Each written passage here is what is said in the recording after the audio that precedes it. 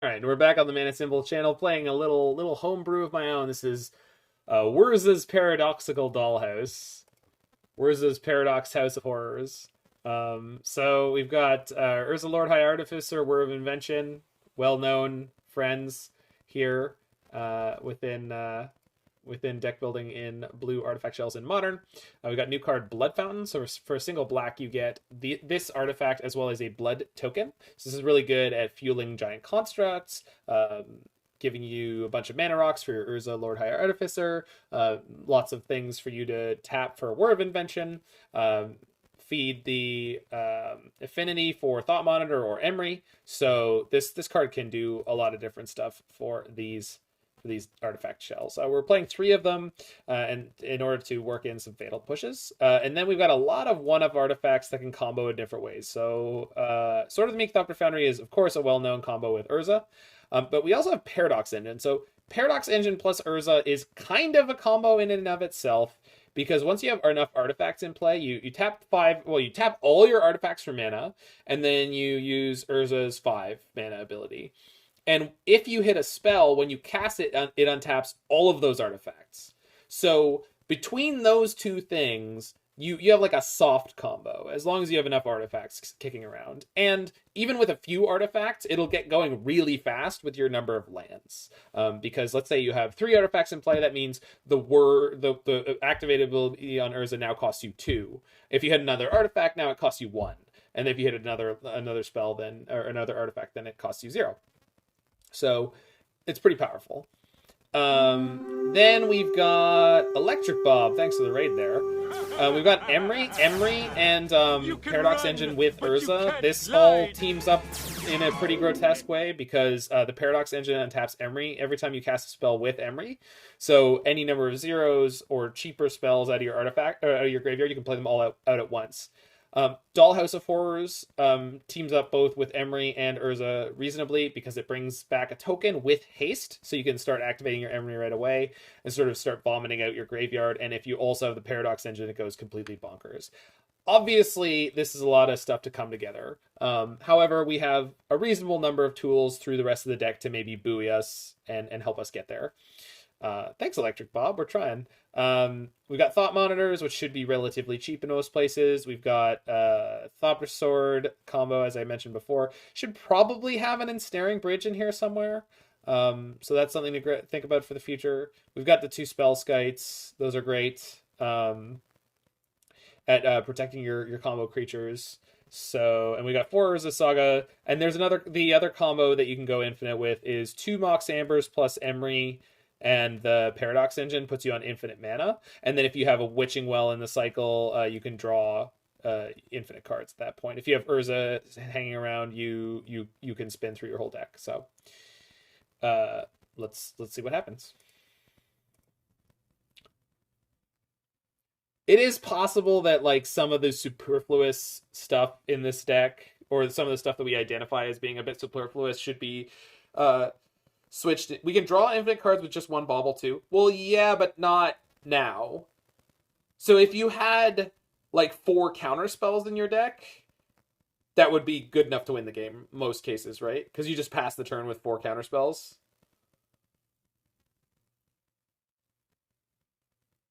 So yes, that's true.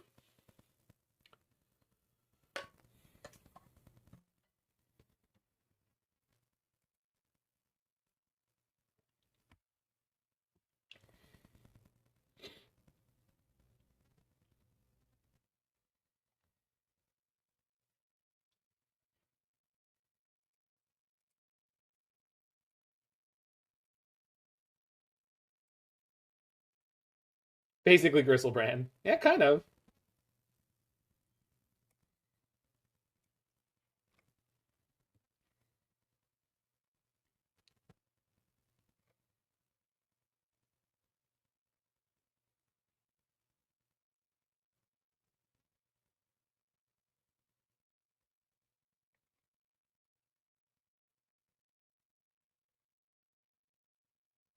All right, let's go.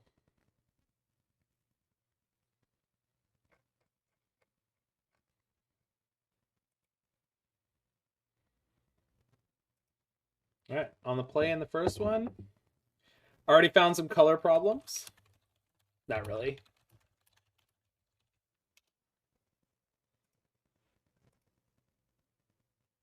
All right, there we go. Turn to Emry. I think we ship one of the blood fountains.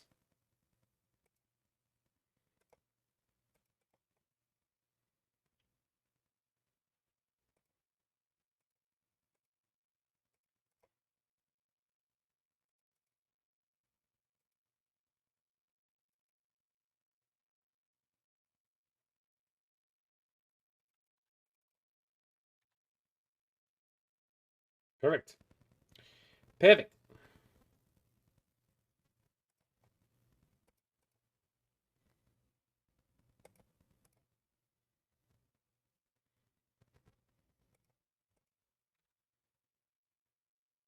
I already feel like this game I'm going to miss my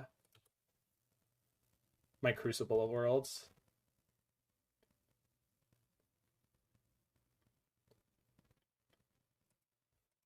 Oh.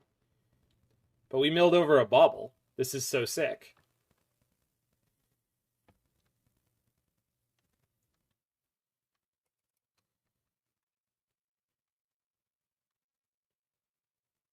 I'm trying to think of what their deck could be playing that actually kills Emry here. It's like nothing.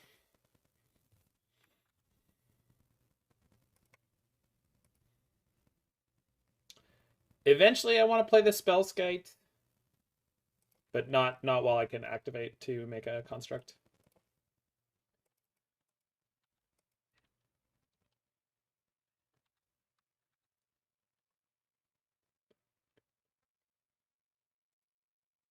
Okay, let's see what they're gonna draw. Cryptic, okay. This is gonna be Sultai Wreck, by the way. You think the deck list is not updated yet? I'm sure that is true. Thank you.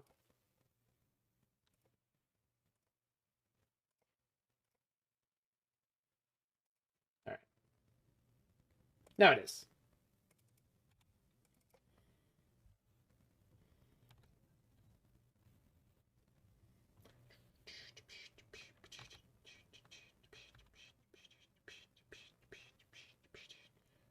Growth Spiral. Okay. Are they short land? Oh, that sucks. I swear with the Wilderness Wreck deck, so like you put 25 lands in and the deck's like, I don't care. That is kind of what I was looking to draw, but mostly not. Grab Mox Amber here. Darkslick. Springleaf.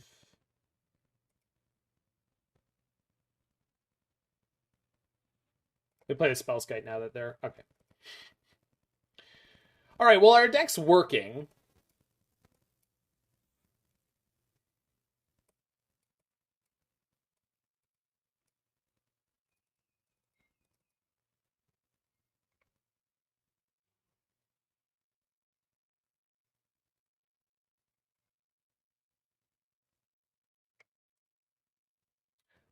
Not that we won that game because the deck was working, but the deck did stuff.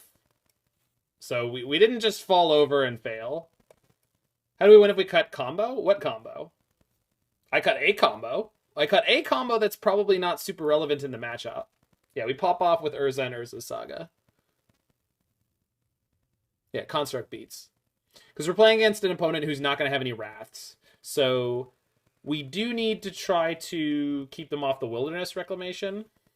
Which with only 3 counterspells is not going to be super easy. And Counterspell won't work against the Kraken. So we really need to stop the Reclamation from coming down. And then we should be able to kill them before Whir Sanctuary Whir shenanigans. Mystic Sanctuary? When it was legal, yeah. Do I want Skite here? I think I do want the Skite here. Because their their destruction stuff can be uncounterable.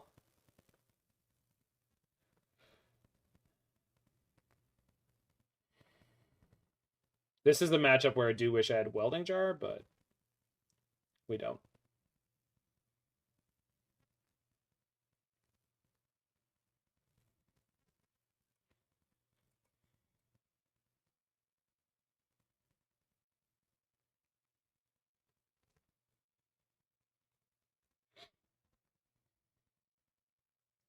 Whurza was a menace?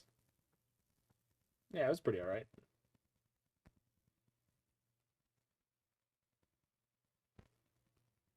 Yeah, post board 61, let's go. Whurza was a hero, though. Whurza was one of the only decks putting up a positive win record during the Hogak era. Yeah. Simic Oko Urza, on the other hand. That deck. That deck was something else. That deck hit the level of definitely not okay. Okay, so I would like to draw into a Fluster or a Counterspell. You're allowed to have loved the deck, King. I would have loved the deck if I had ever played it, which I didn't, just for transparency. I never played Simic Oko Urza. I would have loved it if I had gotten to play it, but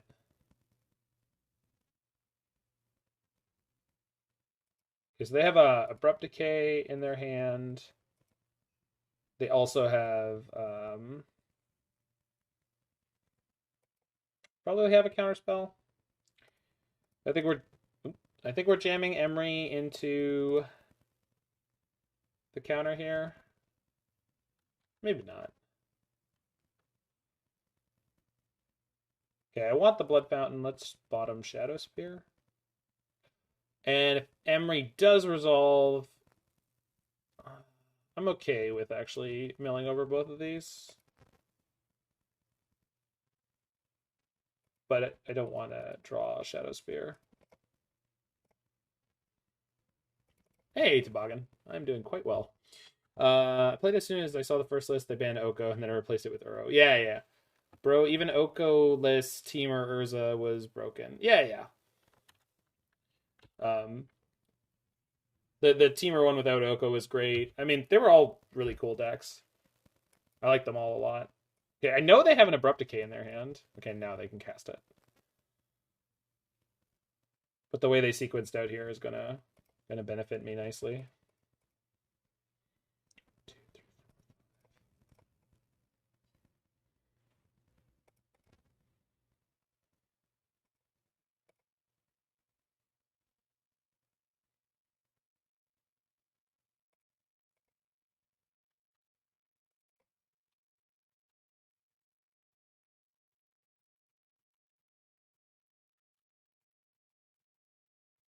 If they Wilderness Wreck here, we could get in trouble really fast. But they don't. Good. Dollhouse.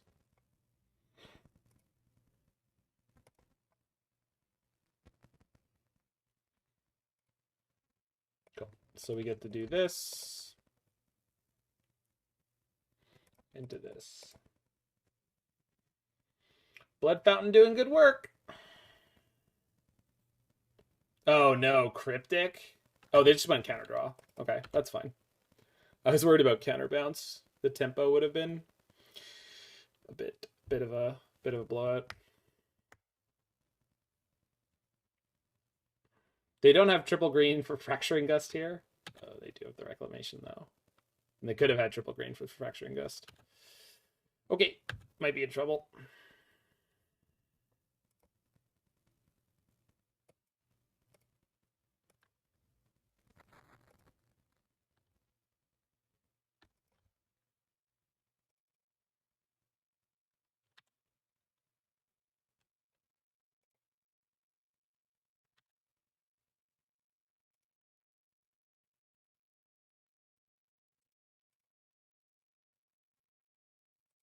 Yeah, it definitely is red 7.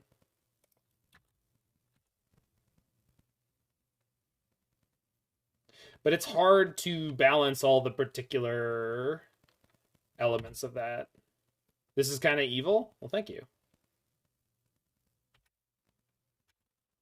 I work hard on my instruments of terror.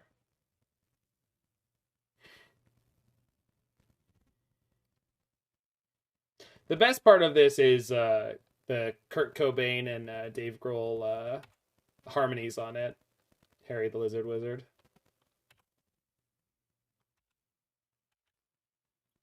They didn't do anything with the mana? Gosh, that cannot be right. Well, that's a hell of a draw.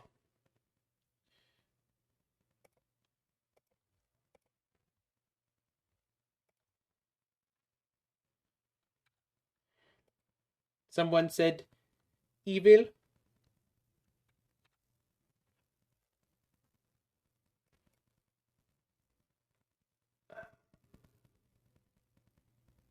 Let's get Spellbomb.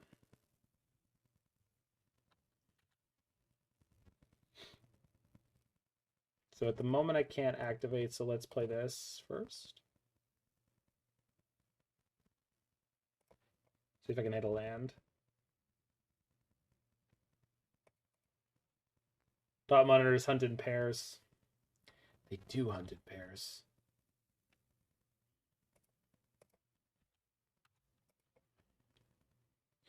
Emry, Springleaf Drum, other creature paradox, Bauble. Yes, that is definitely a thing that is... It is in this deck. Okay, I think they only have one shot at drawing out of this. Cycle Veil? I did play a blue card. They have two shots. Music's kind of quiet. Thank you. It's just the different card or different music on different volumes. All right, got him. The danger of Wilderness Reclamation is it doesn't do anything. Kind of fascinated by the rise of EDH combos creeping into Modern. I think it's because a lot of the cards that are being printed, Vija, are like tutors and cards that are able to do a lot of different jobs. Like there's a lot of modal cards coming, and that kind of frees up slots. They're designing everything for EDH. No, I don't think that's what's happening. I think it's because there's a little bit more room because your bases are covered. Like Prismatic Ending's a perfect example. White doesn't need to play as many different types of removal at all ever again because Prismatic Ending just deals with almost anything. And because of that, then they can spend more slots on random crap. Anyone who's playing white can do the same. Exactly, Skirmit, exactly. Just like a lot of modal cards. Even things like Wilt help because it's like naturalized, but it cycles, and that's a huge deal.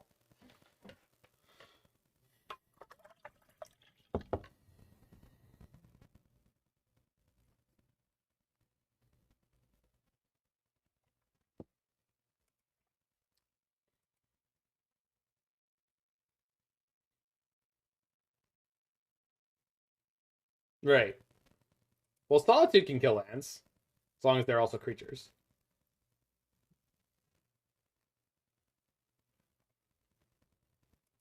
It's one of the reasons deck like Lantern Control don't really work anymore. I mean, it's the popularity of that card for sure.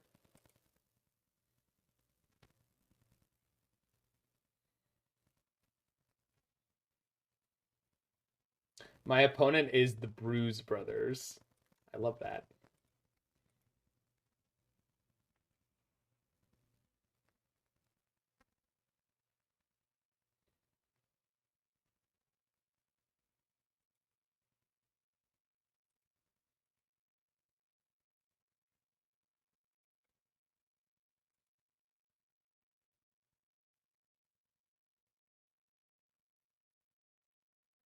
You just played against the opponent, or you just played against the opponent's deck?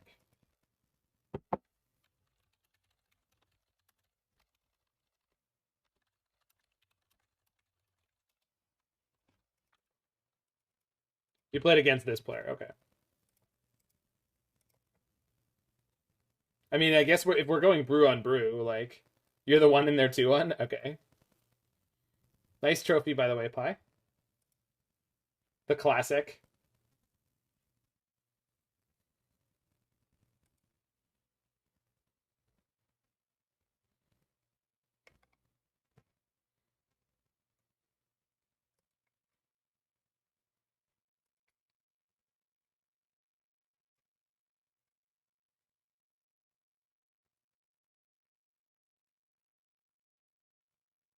Oh, Jeskai, no companion. Okay.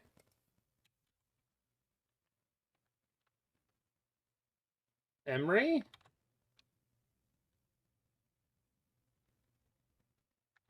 I, I mean,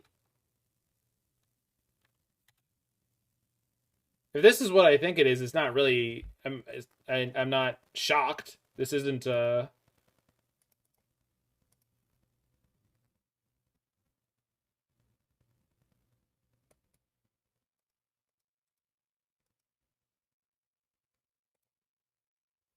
Yeah, it sure looks like Jeskai Breach, which I wouldn't call a brew. I mean, it's a deck.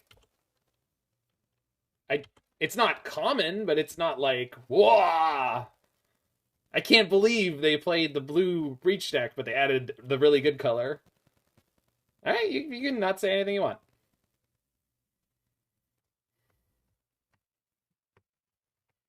Yeah, yeah, it should be Jig. You should be proud of your contributions to the world.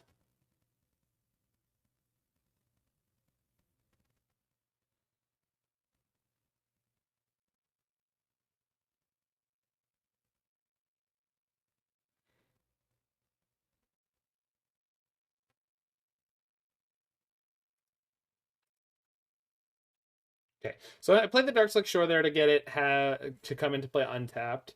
I know this means my sagas are going to be slow, but my plan for the moment is to push the Sentinel end step and then be able to whir into Soul Guide Lantern, something that I can clear their graveyard with. Um, Obviously, they could go down the Urza Saga route. I think I'll be able to overpower them if they start trying to do that. It's possible I don't.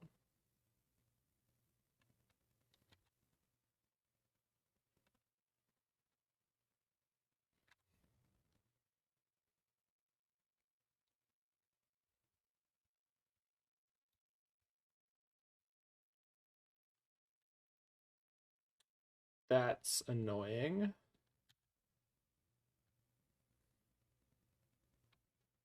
But not too annoying.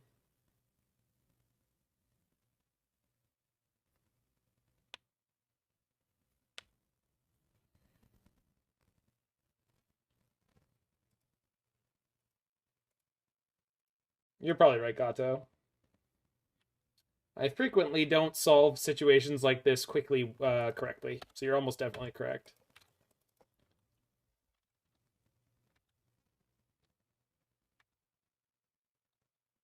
The thing is, if I didn't play... There's a Bomat Courier in the graveyard. I mean, I'm not worried about it. Having the artifact land in play earlier might matter. Yeah, but the thing is, it always comes into play tapped. I don't know. We'll see. We'll see. I'm not concerned about it, but I respect that everyone seems to be very nitpicky and concerned about it.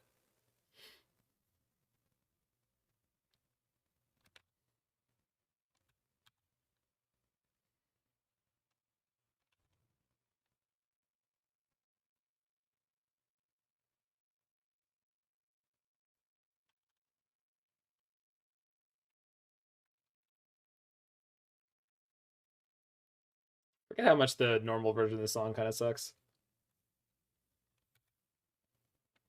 JAC with Saga? It could be.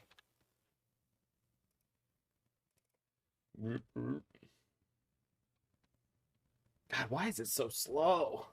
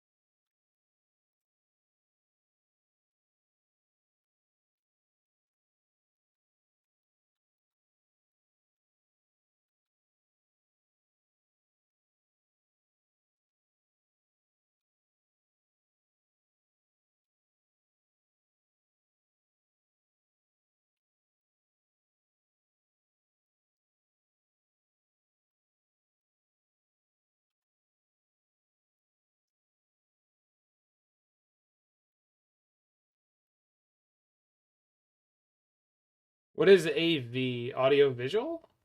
In this context?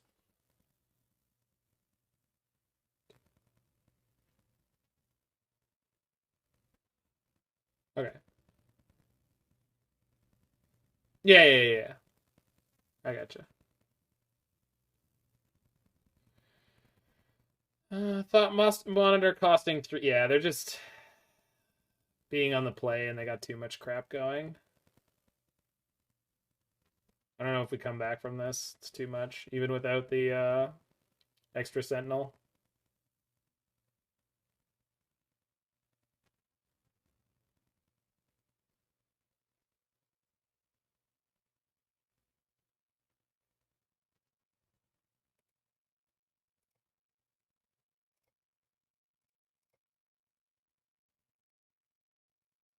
Okay, they don't have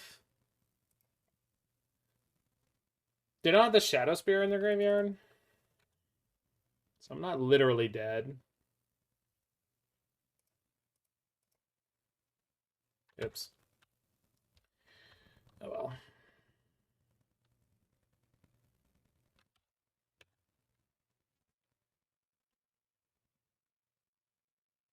So is this just like Jeskai Sagaless Sagavan? Or sorry, Ragavanless Sagavan? Seems like it. Like Jeskai Artifact aggro. Pretty cool. Definitely don't hate it.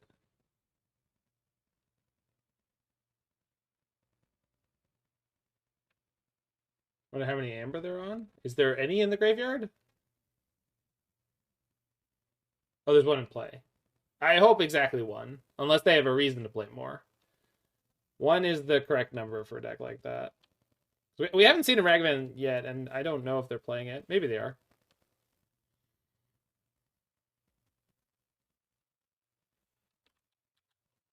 Yeah, if they're on more, they'd be on Breach for sure.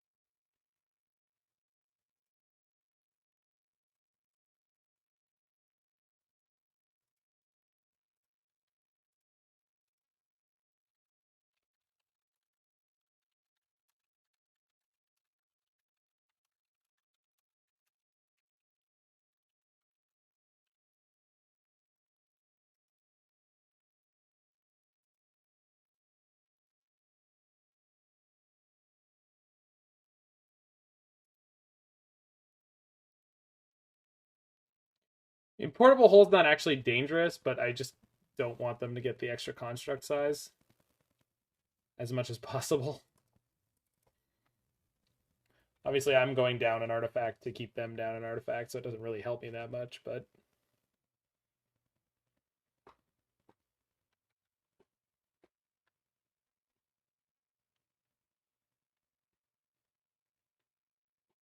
Opponent, you'd swing with all, right?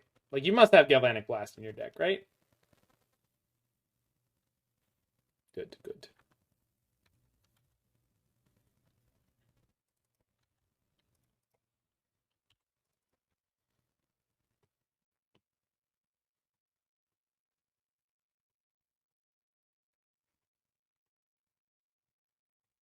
Yeah, I'm still waiting to see, like, what in their deck is extremely spicy. Because if Pi was like, you gotta see this, then I'm like, there's gotta be something. Jeskai Ascendancy would be something. They popped the Bomat. They discard EE and Mox. I guess that makes sense because it gives them targets for Emry. They have 3 mana up. They could play JAC. Second Emry.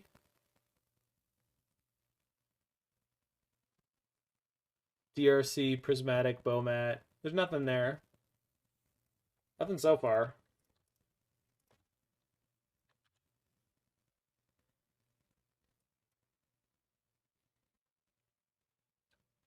Did Pi Gonti jabate us?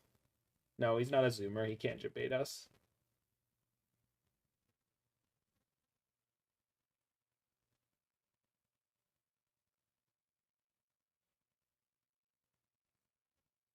So none of these oh, EE would remove my construct. It would also remove both their constructs.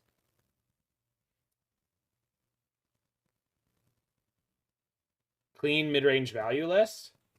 I don't think Pi would have bothered to tell us that it was cool.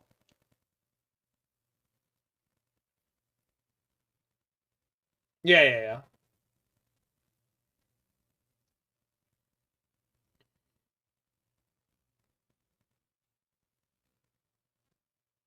Jeskai Sagavan's been around for a while, and this is just like playing Emry instead of Luris, which seems cool.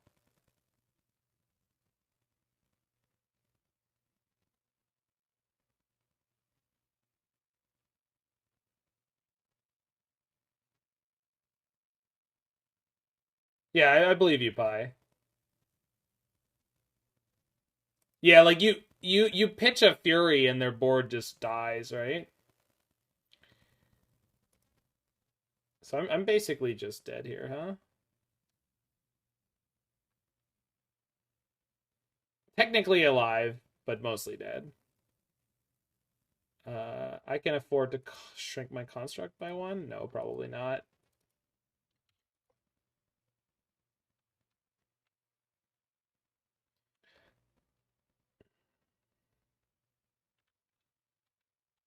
We needed to draw Urza this turn, basically. Would have been big game. There's a big difference between mostly dead and all dead. I think I'm going to 1, though. Unless they keep not attacking with their Esper Sentinel, which I don't think that they will. Good opponent.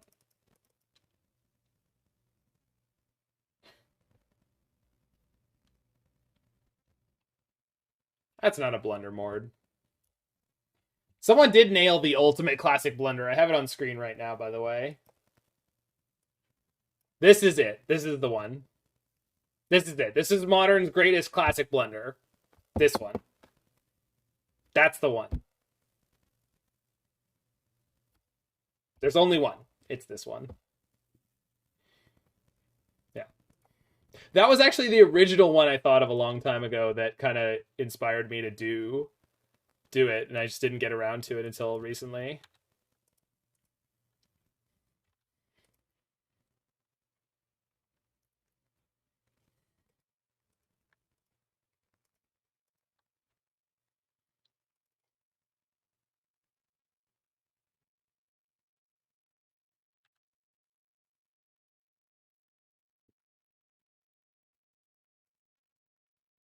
All right, opponent, I'm at 1. Hit me with your best shot. Fire away. But postboard, I'll have you.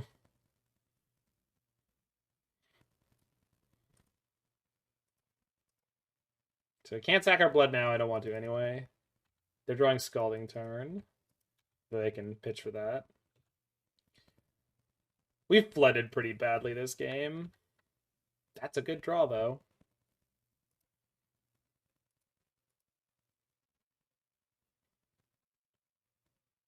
I can let them draw a Scalding turn because I need 2 to equip and then another 3 to make the next token.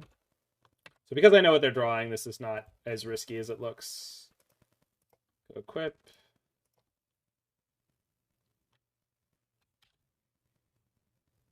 That one plays. Yeah. That'll play. If I make the second construct, though, they can EE for 0. Rough.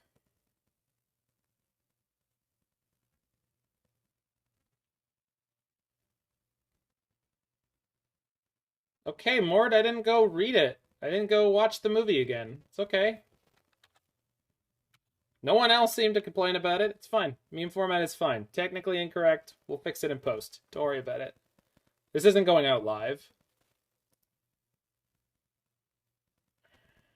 So they do have to play the EE before combat.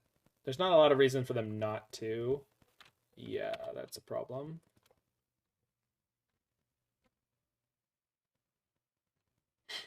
That's not a punishment, but okay.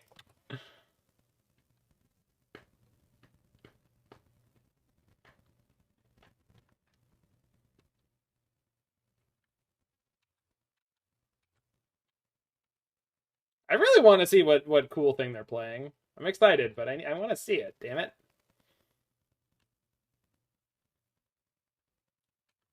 What is wrong with her? Does she have some kind of medical problem?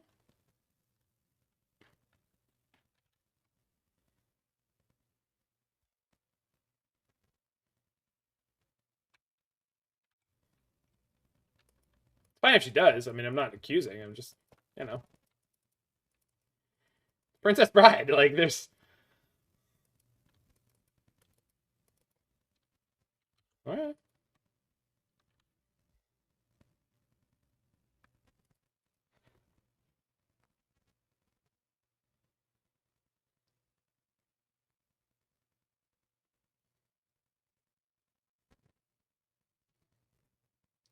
This looks janky?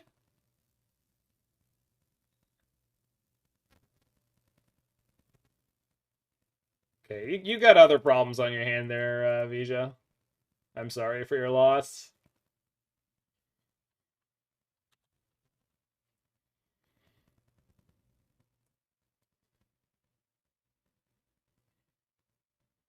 So what am I worrying for? Thopter Foundry?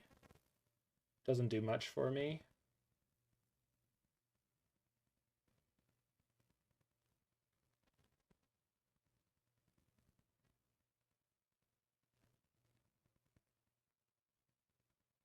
So I don't have another piece of graveyard hate in the main deck, unfortunately. Compadres, it is imperative that we crush the freedom fighters before the start of the rainy season. And remember, a shiny new donkey for whoever brings me the head of Colonel Montour. Crap. I should have used the Delta. Alright, well, that didn't help me. Said it looks janky. How, when did that become a problem for a film? Okay, whatever. Like, what, are all old movies not okay? Is that where we're at? Is that what has happened? You can't watch old movies. They can't be good. People didn't know how to write movies. The best movie ever made will be this year for sure.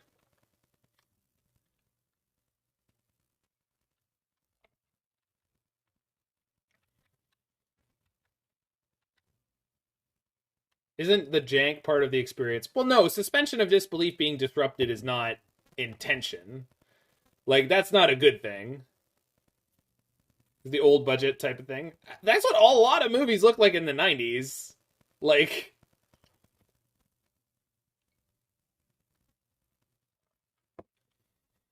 '80s? '80s. So now I only have one Thopter. I'm just dead. I'm just deterministically dead.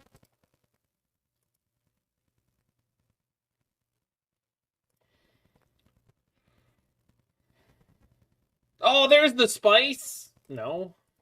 All right. We saw 41 cards in their deck. Pi, is there still something we didn't see?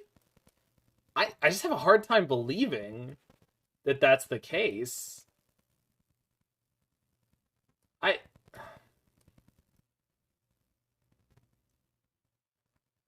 Bomat's kind of cool. Yeah, but it's not like spice. It's like, all right, I get it. Yeah. I mean, it's a cool list.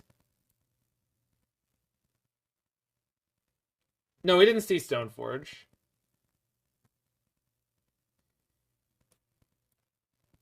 We didn't see Stoneforge out of them, no.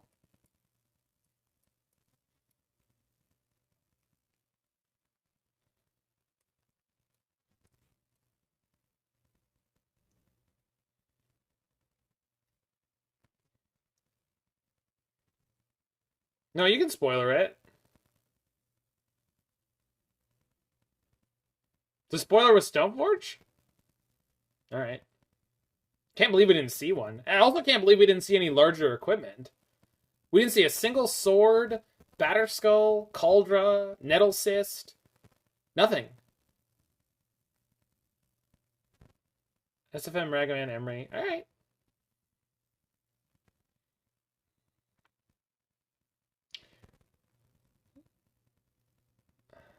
You saw swords? Okay, maybe there were swords. I believe you. I'm just saying, like, we just didn't see them.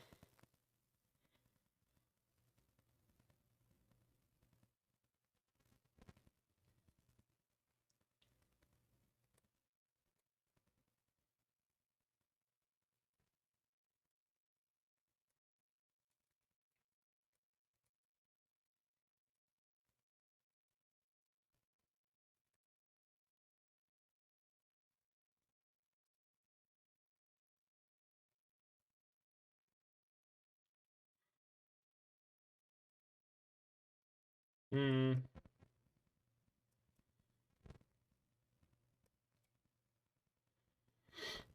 We need to draw a land or something else relevant here. Eh. We'll be fine.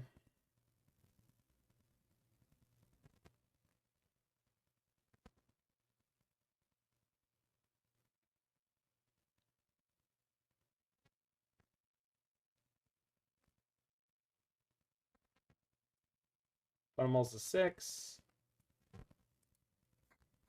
I mean, I love their deck. I love it. It's really sweet. I like that. That is awesome.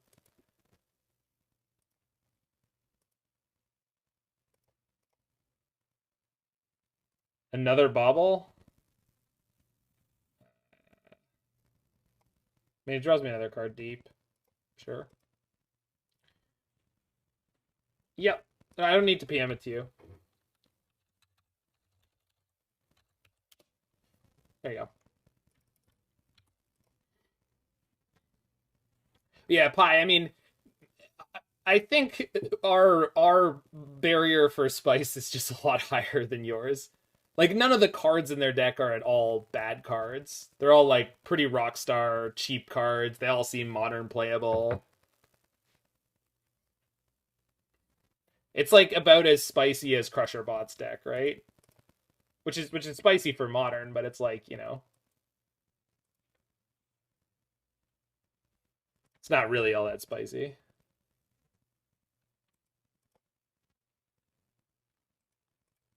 Yeah. Pi is not, like, in touch with how bad how bad our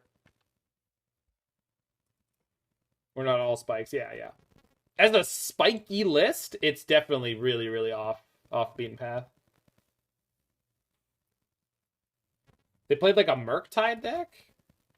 I don't think they're on the same deck, dude. How could they? I just don't understand how they could play out like a Murktide deck for that many turns with this deck. Like, I feel like they would just lose if they weren't playing stuff. They're like DRC, Bomat, Esper Sentinel, Emry. Like, all these cards want to come down early and start doing stuff. Good lord. Okay. Yeah. Like, we've tried to crew a Colossal Plow. So that's not a land, so I'm not going to sack my Spellbomb. I do think I'm going to needle the Saga. No, let's needle the Courier, right? No, I'm going to needle the Saga. Uh-oh. That's why they didn't attack? Okay, fair enough. So Thought Monitor being very clunky here. I even cut one, but we're just not hitting lands. Turn 1 Ragavan, turn 2 DRC, Bauble, turn 3 Esper Sentinel, Emry. Yeah, I mean, we saw the whole deck, right? Like, we basically saw everything they were going to do by that point.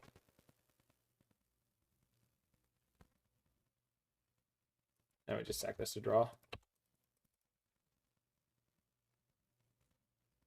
Oh, they don't have a land. Huh. I just need to hit some freaking mana. Goodness gracious.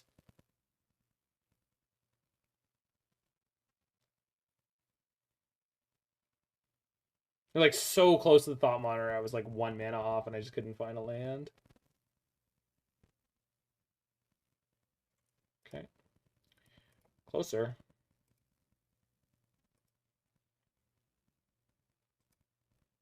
Where's gonna be a 3 mana Bauble? No, that'd be a 3 mana Relic of Progenitus at worst.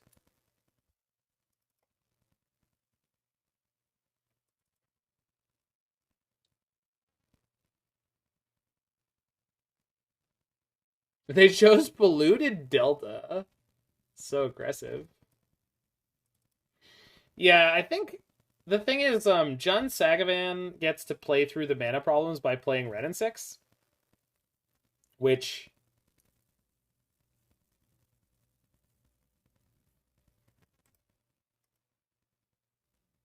I brought in the second needle, right? I'm playing 2.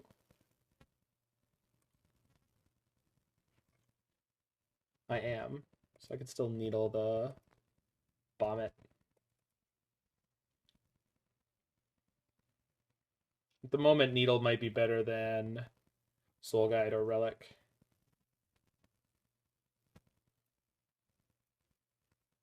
I have to admit, one thing I like about Arena is best of one tends to not normalize opening hands for land count. I mean,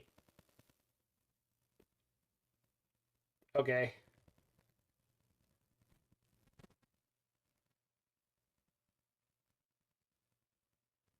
Jeez. I mean, that's a thing you're allowed to like. It's not a problem, but it's just like,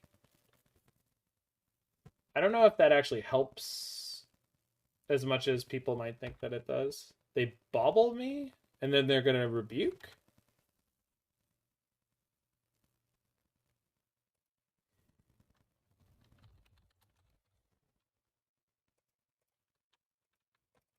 My opponent has a 1/1 haste.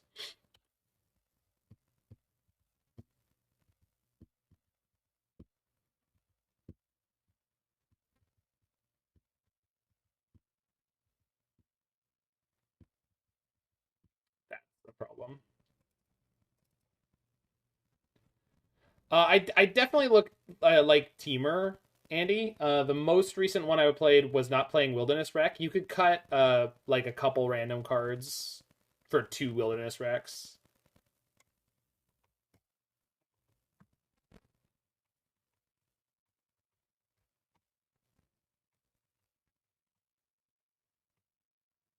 So if you check my decks, yeah, it's here. So check the most recent Wilderness Wreck one. Should be like the 3rd or 4th from the top. That'll get you where you need to go.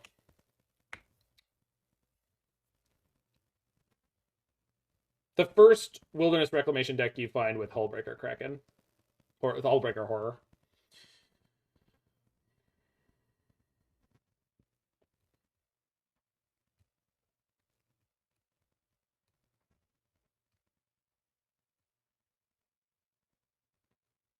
Mox Amber, okay.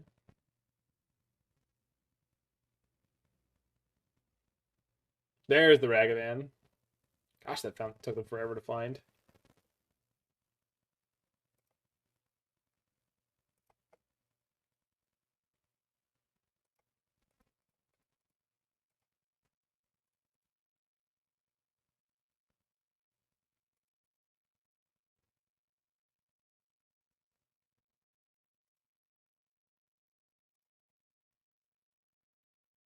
We're doing it, baby!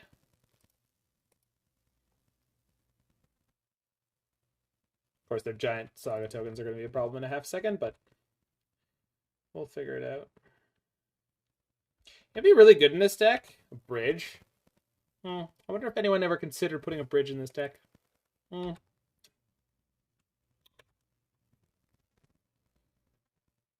We can, though, go Urza into Whir for 0, grab EE, and crush their constructs. So here we're probably taking the big hit from their token and chumping Ragavan. Or I could eat the Bowmat, just take the lump from Ragavan, maybe. Oh crap, the Ragavan was giving them mana.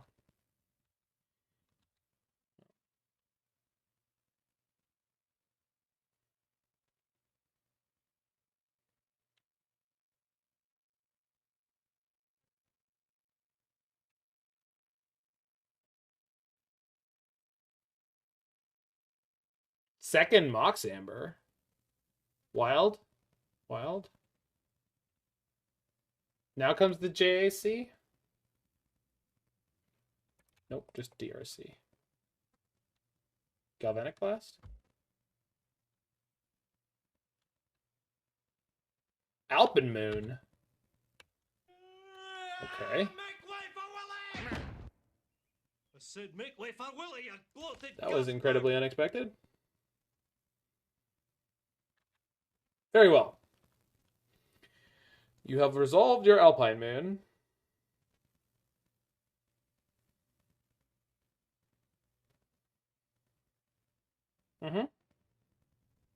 They chose Saga, so my deck's now going to shuffle, so Saga's on top. Ah, the Coward's attack. I accept. Where's Mord? Mord, come here and look at this Coward attack. Look at this guy. Look at this Yutz. You ever seen a more cowardly attack than that one? Jeez. This guy, huh?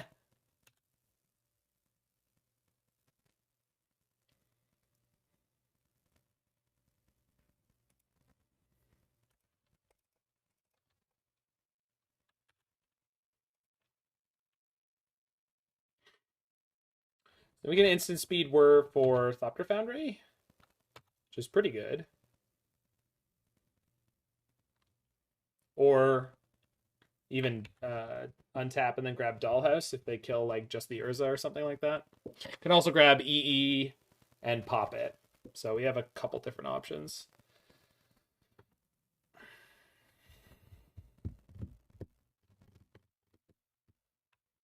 Yeah, I mean, if we get to untap Gato, maybe.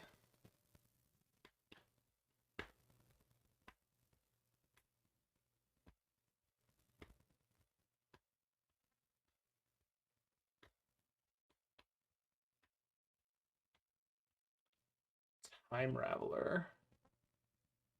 God, that's annoying.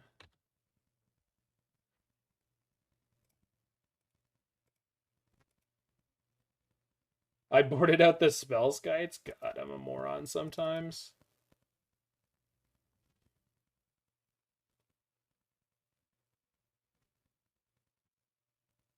But if I put out the EE, then they realistically can't bounce anything dangerous. So, unfortunately, we gotta kind of... No, we already lost the second Needle.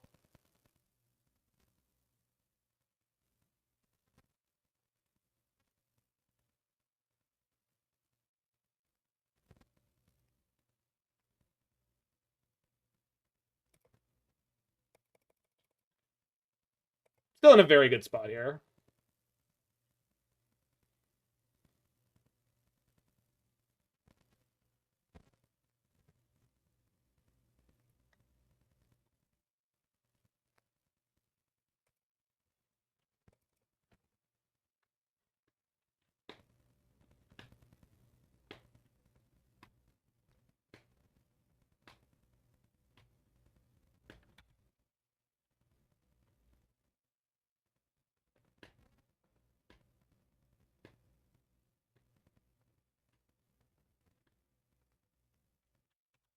Goes to combat without doing anything with their Teferi. Interesting choice.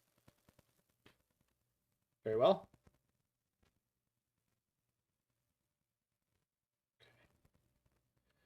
My chumping here. Yeah, probably. No, I want to keep extra mana in play.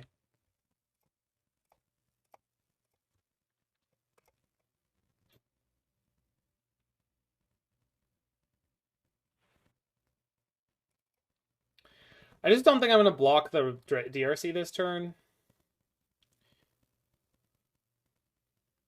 Might put me in a bad spot, but the Thought Monitor is helping deter the other creatures, I guess. And, like, Thought Monitor taps for mana right now, which may become relevant depending on what I draw. So I went this way. We'll see how it goes.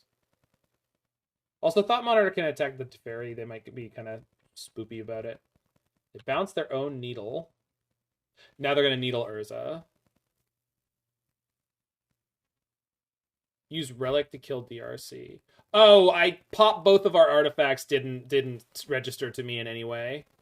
Yeah, that was definitely the play. Yeah, yeah, yes, yes. That was 110% the play, and I just completely missed it because I didn't look for it.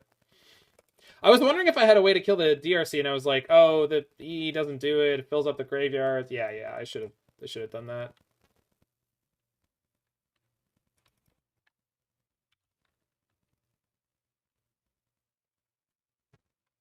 Yeah, it's been a second. So they're gonna needle Urza.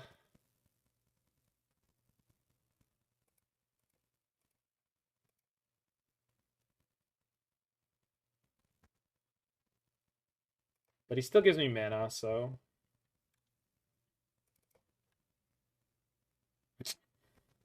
that's a tilting draw.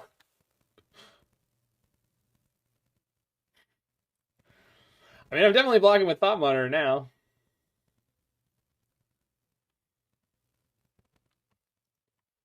I mean, it's not that bad, right? Like, this is not actually that bad at all. So go tap this, equip here.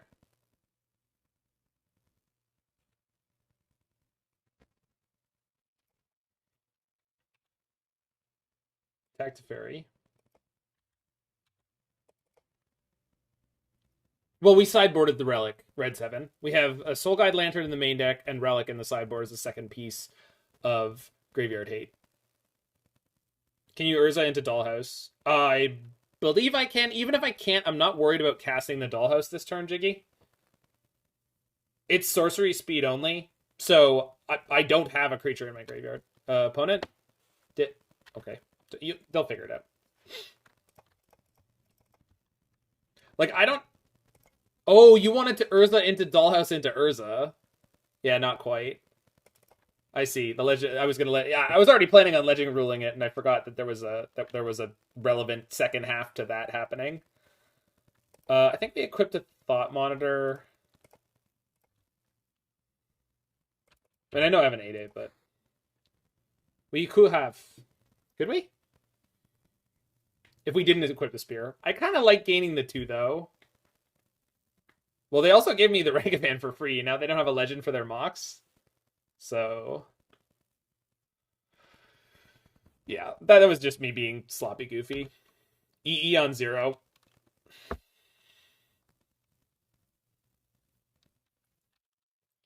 You got it, opponent. Could have gained a billion with a hasty Urza construct? No... the Urza construct wouldn't be that big. So, Dollhouse of Horrors doesn't make the thing into a construct. It makes it into a 0/0 construct that gets +1/+1 for each other construct you control, which at the moment is only 2. I really wish they had given it a different like creature type or something like that. It's like a doll creature or something like that. Like, obviously, it does actually function with other construct tribal stuff. I wish that they give the token, like, a more distinct name. And because the token is a cloning effect, they didn't make tokens. Or at least if they did, I haven't seen it yet. Yes, yeah, Red 7. That's what happened to us on Faithless Brewing, is that everyone assumed it was making things into constructs, and it just wasn't. Pyganti, did this opponent also play incredibly slowly against you? Because they're playing incredibly slowly against me. Okay, so we lose the spear. That's fine. I mean, it's not that fine, but we'll be okay.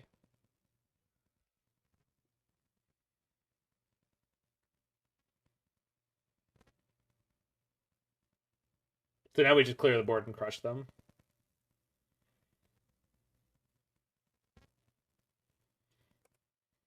Don't worry, Mord. We're going mutually assured destruction here. It's going to unlock my Urza, too.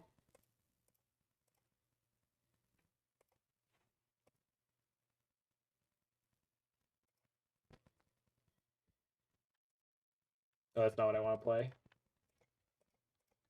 No! I should have done it in the other order. All right, back in a second. They've got like 3 minutes to win the last game.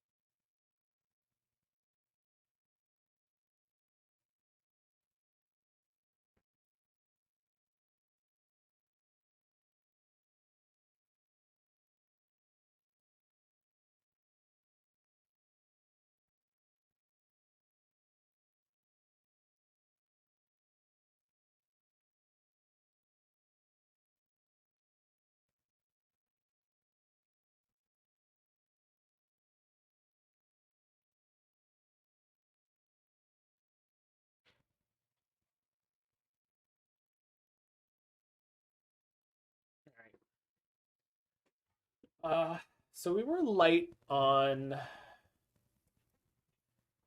artifact density that game, which was kind of frustrating. I think I want at least one Blood Fountain back and the Spellskite.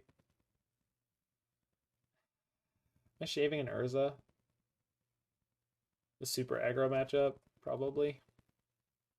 Like, obviously, we got Urza flooded. Maybe I'm being reactionary, which you shouldn't do, but...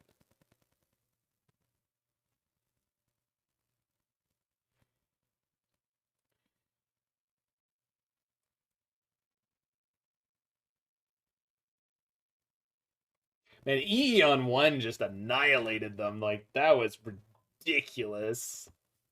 I think that might be like the most devastating EE on 1 I've ever played. That was like a war crime. Alright, we'll keep that. They have very little time to win this game.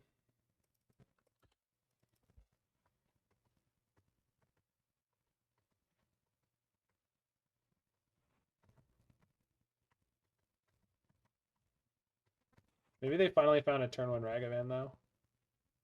Nope. Woof. What? We really keep, like, riding the problem of, like, I either, like, flood or screw.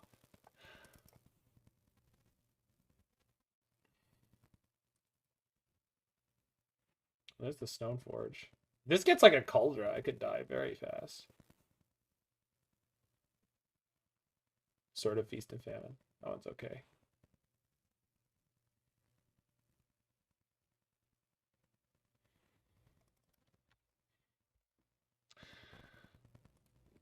Wow. Keep the 5-lander. Infinite punish. Oh.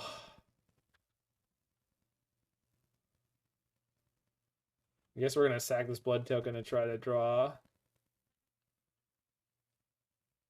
I mean, I'm just going to go ahead and disagree with you guys, but I'm not telling you not to like what you like. Also, 3 of them are male. I can't judge male attractiveness at all. I'm useless. I believe you, Mort. I just don't know how to judge. What horrible thing is about to happen to me? And why are they having such trouble figuring out how to do it to me?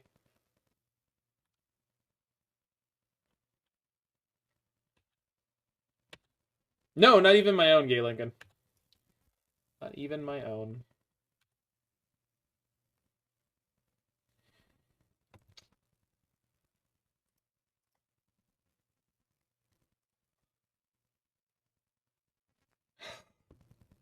Why? Why am I going to lose this?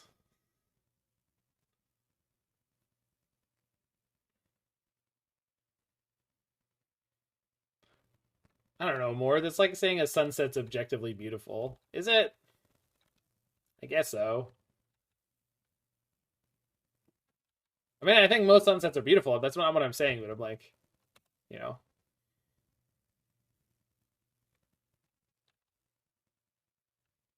It's the censored version? How can you tell, Pi? The girl's kicking ass. She's awesome. I don't know if she's attractive, but she's awesome.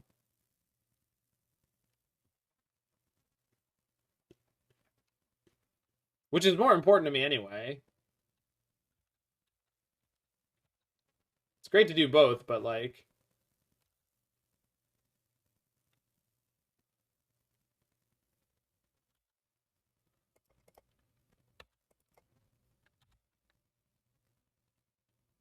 Okay, so we're very much in trouble here.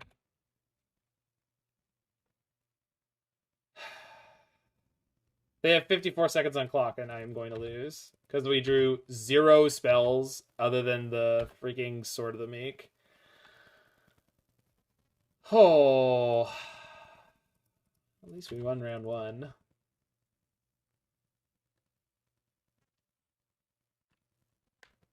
It's okay, Pi. The censored version of...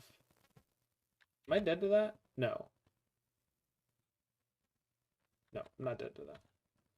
The censored version of the Moulin Rouge remake from the early 2000s in Canada. They changed the French lyrics to be "Will you sleep with me?" and they omitted the "tonight." That was their edit. We fucking died. What? What? What? Oh, great. Thank you. 22 lands. All right. No, Barwick, I don't care. Not in that game. There was like going out on your own terms is cool when there was like a lot of back and forth and like we get it I'm taking my own like that's the thing to do when there's actual energy there. Nothing happened. We just flopped over and died. I'll be right back. I'm getting some water. That was a tilting loss.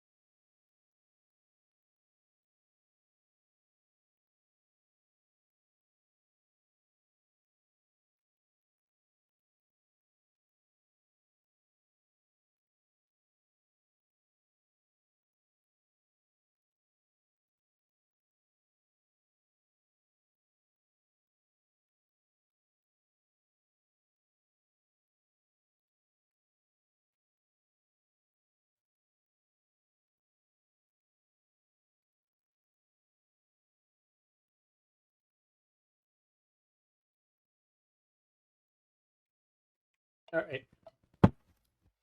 We return. Yeah, they were fine. Yeah, their deck was cool. It was nowhere near as spicy as I was expecting. In the last game, they went Stoneforge for Feast and Famine, but like I don't know, it was cool. Definitely a cool deck. Not as much as Pi hyped it up to be.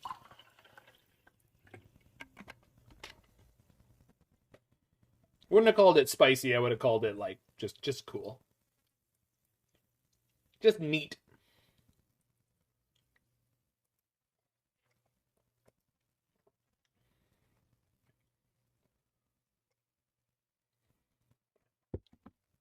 Honestly, Pygonti probably accidentally hyped it up too much. I think if he hadn't said anything about what they were playing, I would have been like pretty excited to see it, as it had happened to me.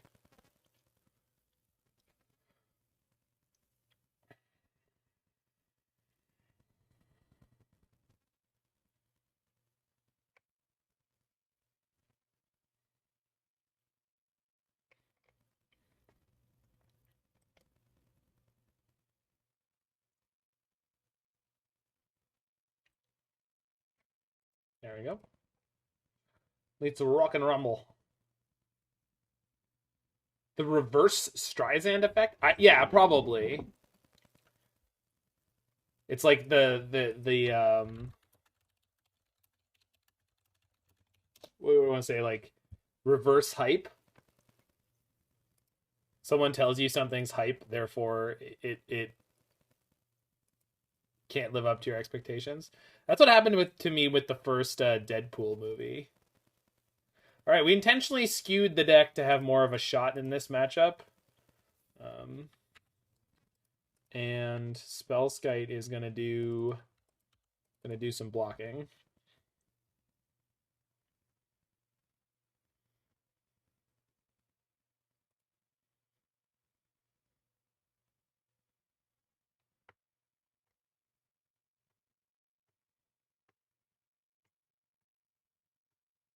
Love running into the burn player who's at 2/2. I would like people to keep taking notice of that and stop playing burn. Just stop registering burn. Just don't do it. It's not worth it. Why would you register burn and then just go 2/2? Like, just don't do it. Just don't play burn anymore, ever, at all. Just don't do it. Clearly a losing proposition.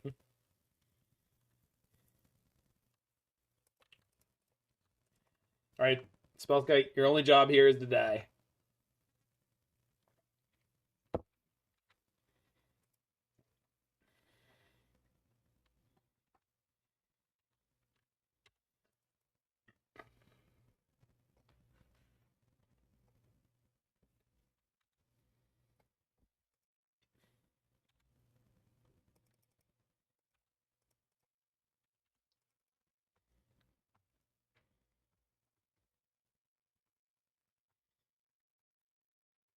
Oh my god, of course they had Searing Blaze. Vomit. We're gonna die exactly because they had Searing Blaze. They always have Searing Blaze. Okay, they've got Rift Bolt and Exile.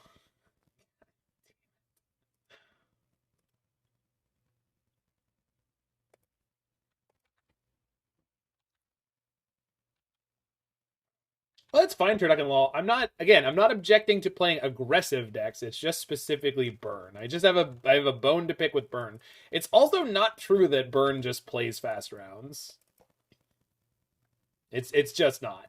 Like, burn plays a lot of slow rounds. I guess if you're being lazy, burn plays fast rounds only, but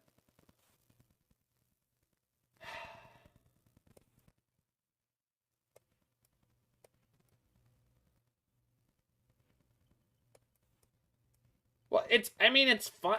It's not just because of that red 7. Like, obviously that's true, and obviously that's why I particularly hate playing, like, seeing burn, playing against burn, etc., etc., etc. But the point is, like, I don't know. I feel like burn's supposed to be like a deck that you play because it's good and you can farm the queue, right? And it feels like every time I run into it, they're at like 2/2 or worse. Like, I've never played against burn for a 5/0 or even for like a 4/1. It always seems to be earlier on. They'll just dream crush me early. Maybe they just like playing burn. I mean, it's fine. I'm just spouting off. You don't have to take anything that I say seriously.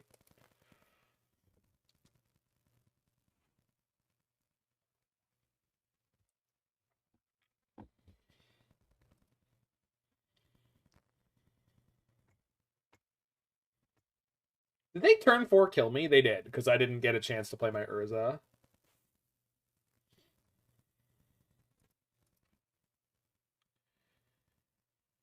Oh.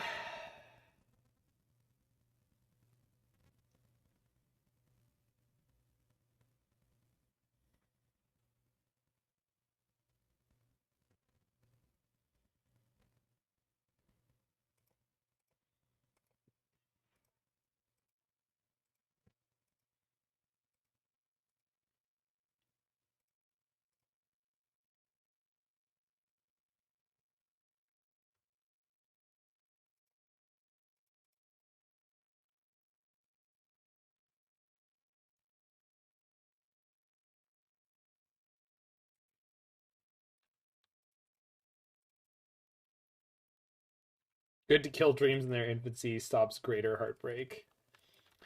Facts. God, what horrible thing is about to happen to me that they haven't played any spells yet?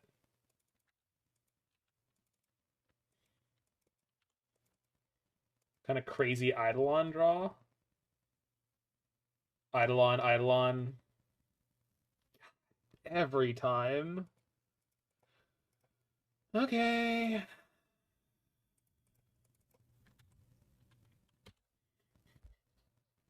Like, why? Why were these my 2 draws? Playing 22 lands. But no. No.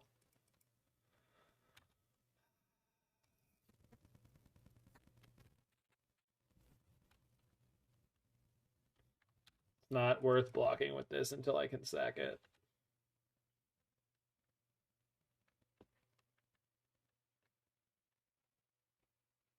Yep, called it. I did call this, by the way.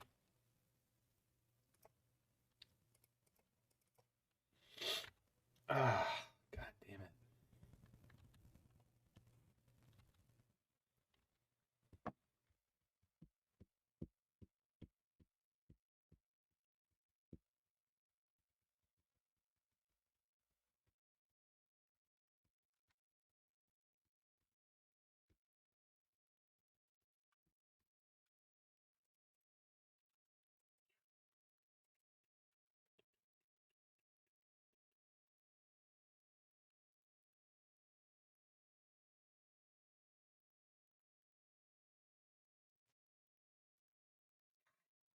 God, I hate Searing Blaze. So do I take 4 to prevent 3? I think I'd actually just pay for the Flusterstorm, so no.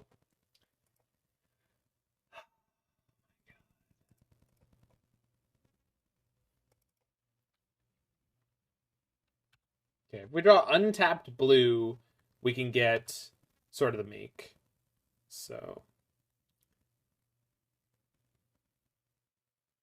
no fucking way. What is this? What? I can't even.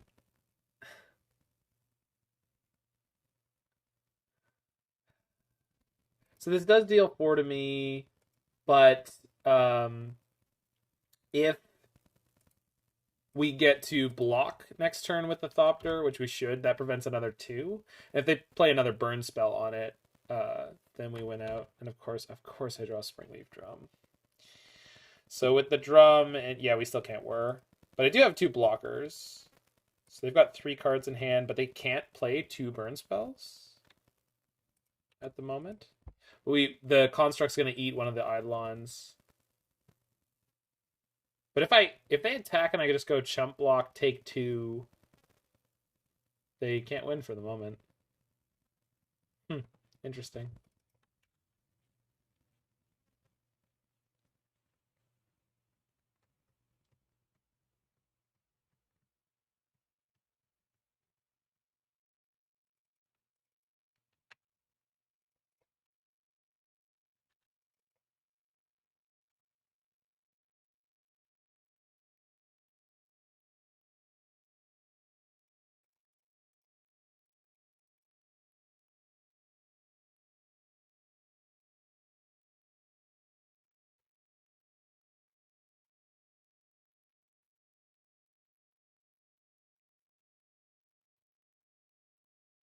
They didn't play a land this turn. They can't Searing Blaze and kill the Construct.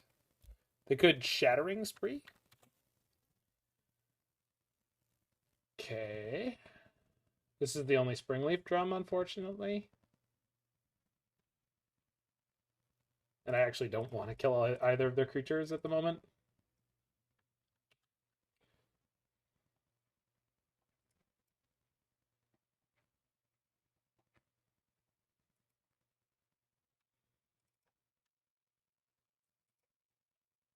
So if I hit them for 5, they go to 3.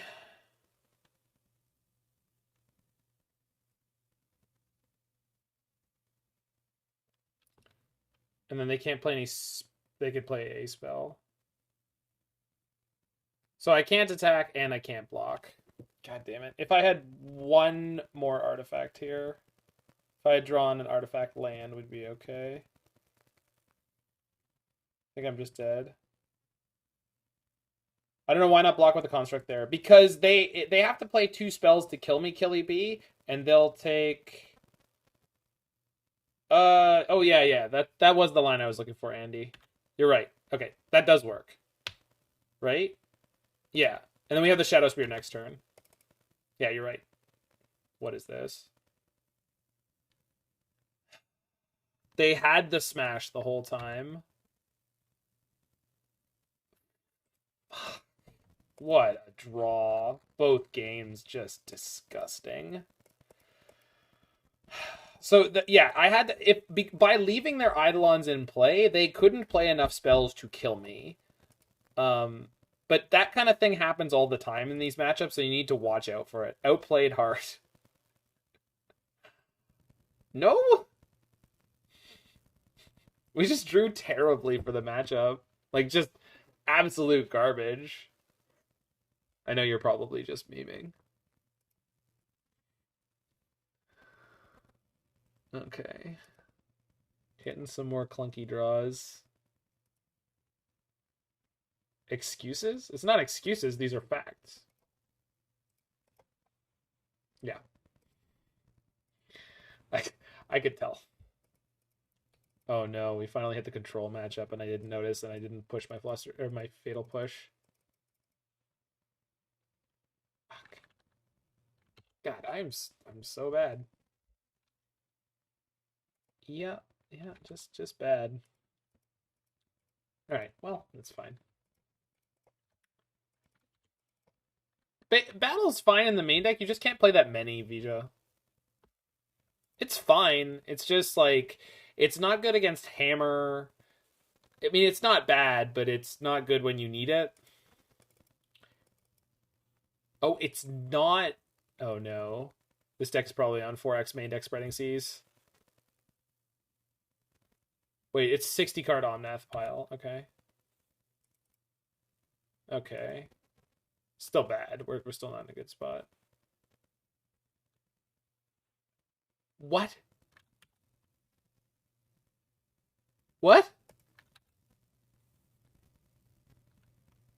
But Mard, help. Actual elementals. Yeah, this is gonna be bad. Unless we can combo them out.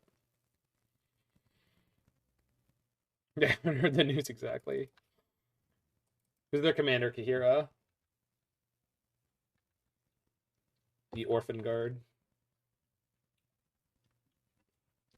It's a good question, Mord.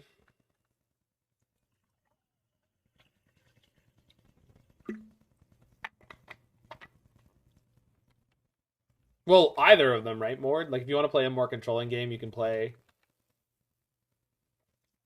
You could play 4-color Omnath. And if you want to play the same kind of deck, but greedier, you play...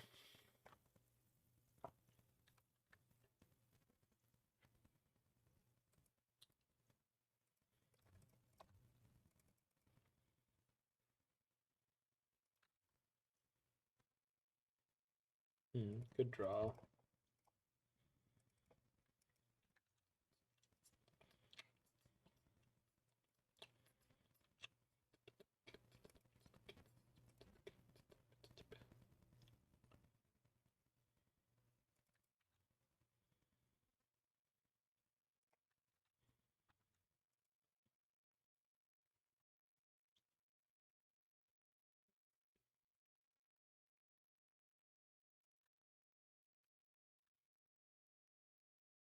They're gonna have Femrite here?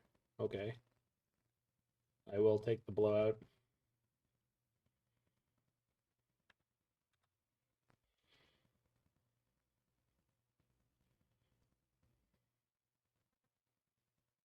So I think I shoot the Reef. Right, Mord? Yeah. Because they can get another Reef, but this should slow them down by a lot.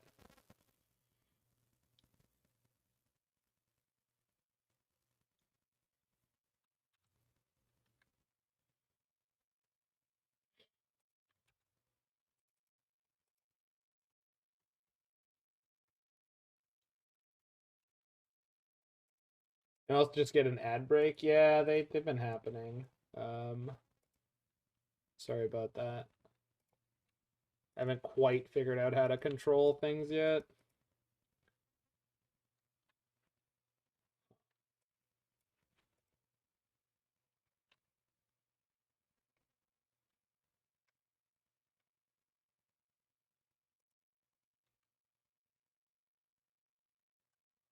had it here.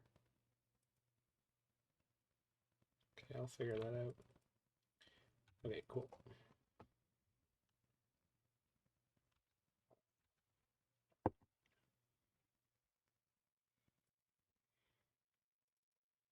Oh, they went for Solitude?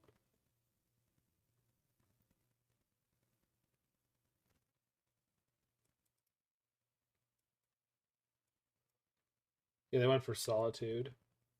Weird.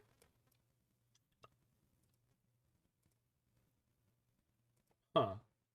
They just drew a Solitude. Okay.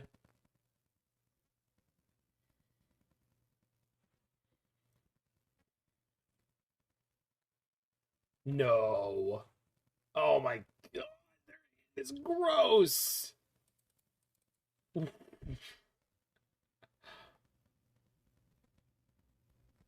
And it was really good. No fetch land, please, one time. Alright, no fetch land is good.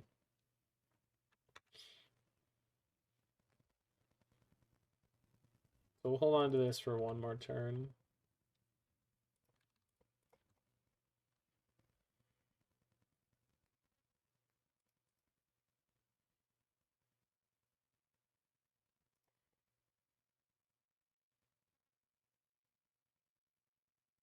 If I don't Soul Guide, I can Whir right now.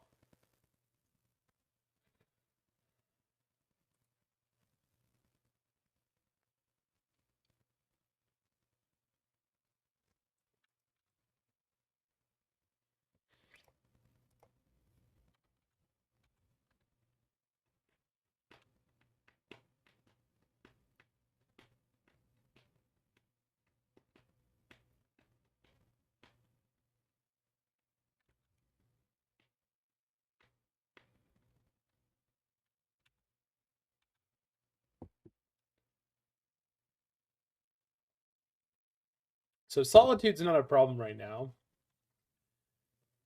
But Solitude into Ephemerate will be.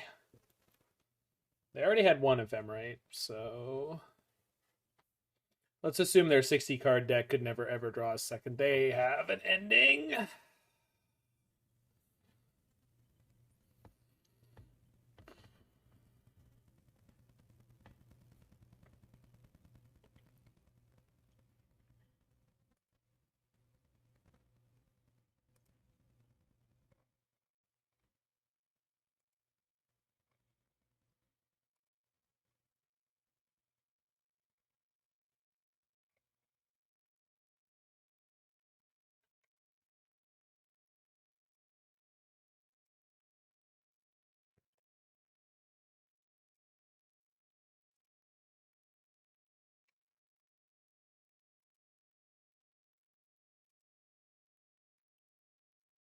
Okay, sorry, I'm trying to manage this ad stuff for you guys. Whoa, Tony Idaho with the big gift Subaru. Alright, what are we doing with this Whir? I can only Whir for 2 here. In the main deck, it doesn't really give me much other than the combo pieces, which I'm not really ready for yet.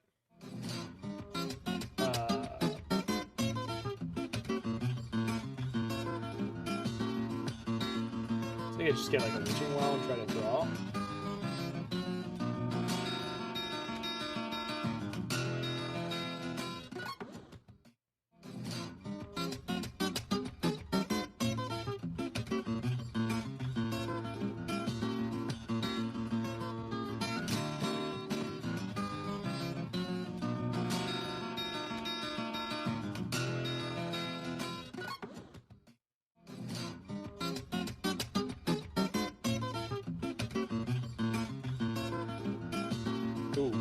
Good scries.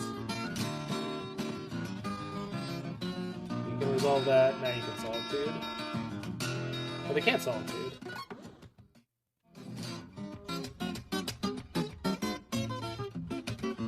Okay.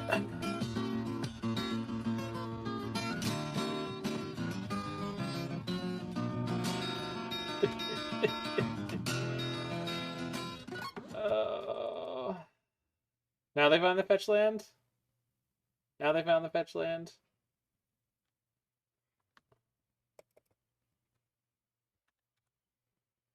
Alright. Thank you very much, Tony. Are they roommates? No. Not quite.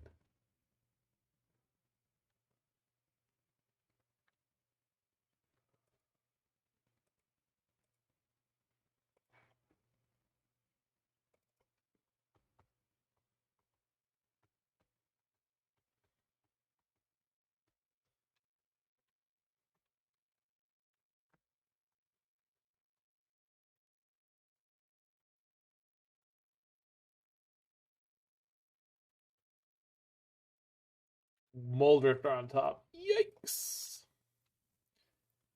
Okay. I would like to win sooner than later.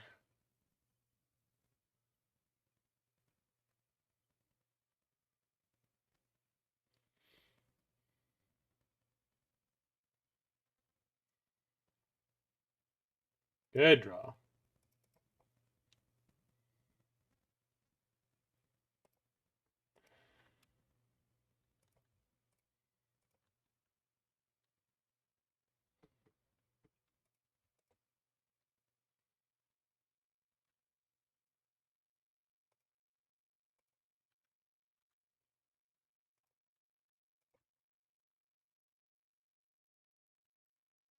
Okay.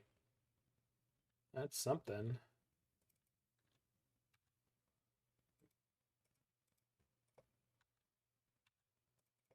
So put in a 5.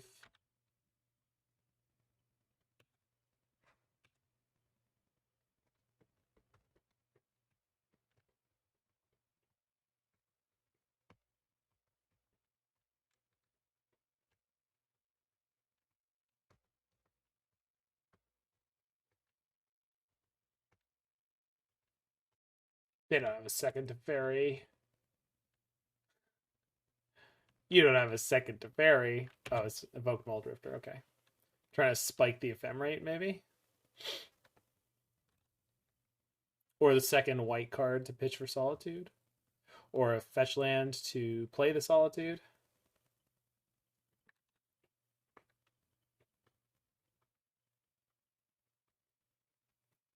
Yeah, unfortunately, I don't actually have any creatures in my graveyard right now, Toph. And the removal spell they're going to play is going to exile my Spellskite. So that's not my favorite.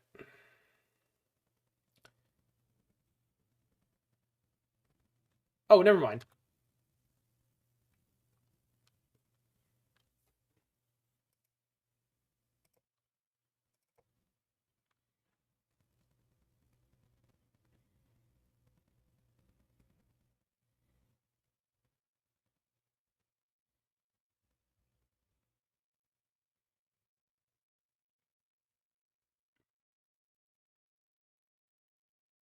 All right.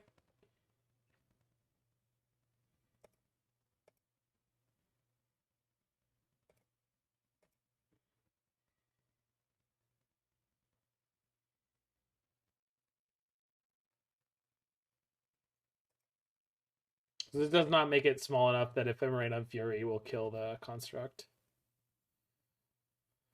That's what I was concerned about there.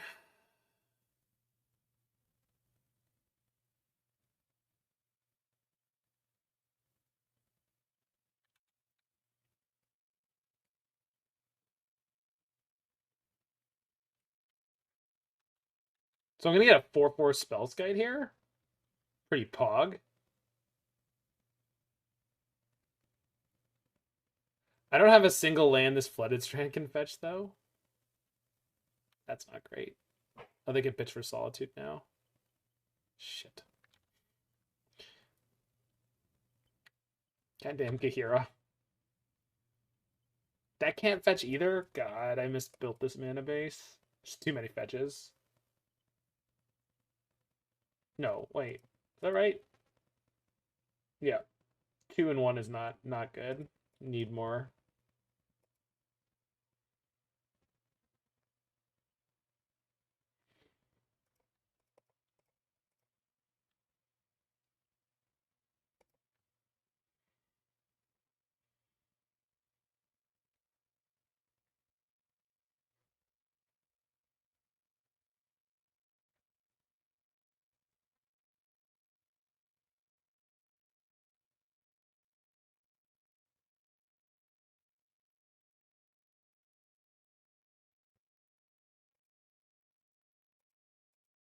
Okay, it's doll time.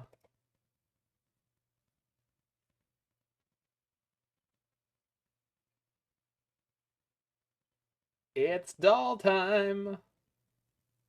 True paradox. Yeah. Solitude my 6/6. I guess I should have tapped the 6/6 then. Well, they're on 0 cards in hand, so that's pretty good. And I have a 3/3 Spellskite. It bothers me that by clicking on this in any way, I don't get any kind of visual indicator that this is a doll token. I find that annoying. Like, I know it's like probably like kind of the memory aid idea, but like I don't know. That's not, it just doesn't seem right. I feel like there should be like a doll token thing. Maybe there isn't paper. I hope so.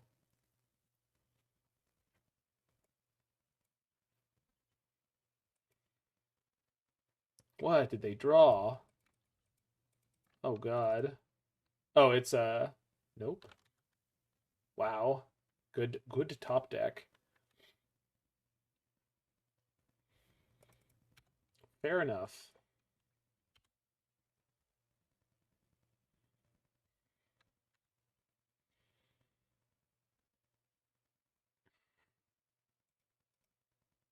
Why?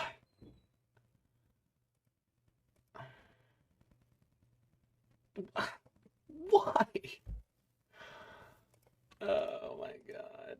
Wait, I can shuffle at least. Yeah, I know.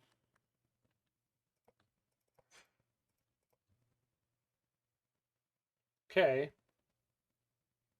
So next turn I'm in good shape. Also, I can just keep my monitors back to block because they definitely don't want to kill these. Okay. Opponent, I need you to brick. Just a little bit.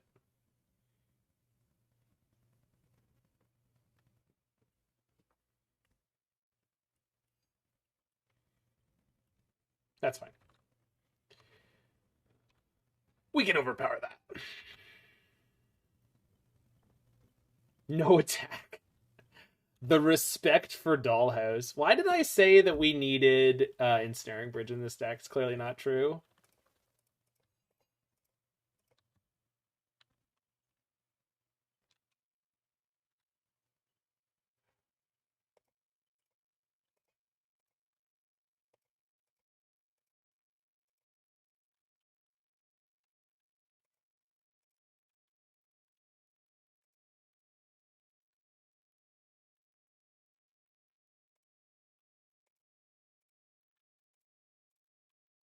All right, we did the thing, team. Trigger.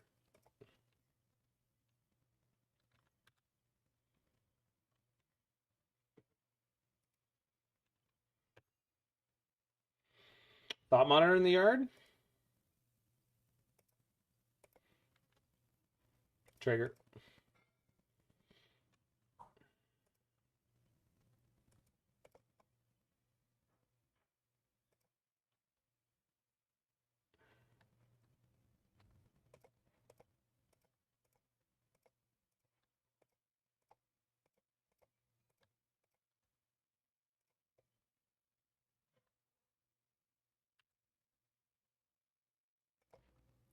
So now, no, now we have a hasted Emry. Or now we will have a hasted Emry.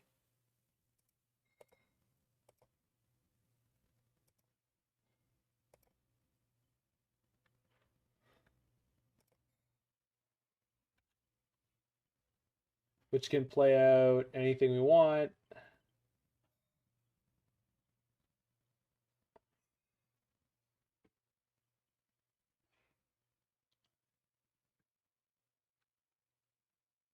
I spent my white mana. It's fine.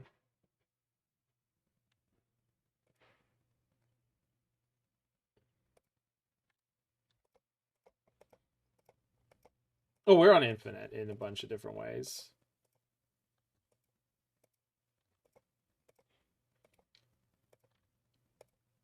No, that's not what I want to do. Just play the Mox. Trigger, untap it all. Okay, so we just need to put lethal into play here, so let's do that. All right, opponent's finally had enough. We did it!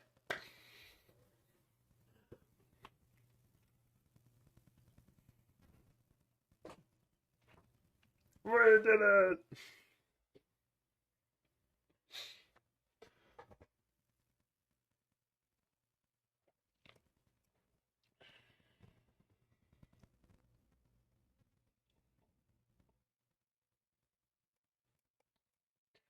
I didn't see any caverns out of them.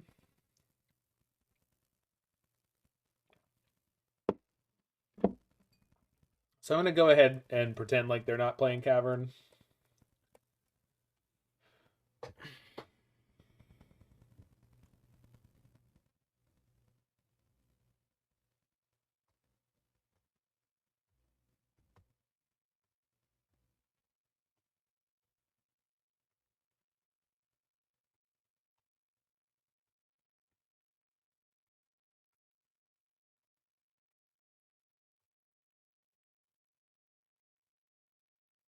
All right.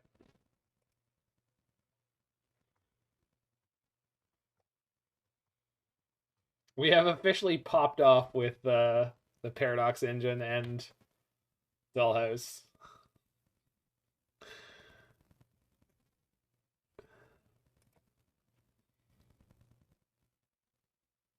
Do you feel Counterspell is better than Mana Leak with Improvise in the list? Oh, you mean Metallic Rebuke? Yes, Pi. Very much so, always. Many times recently I've played Metallic Rebuke and been very disappointed. Yeah, it's all good.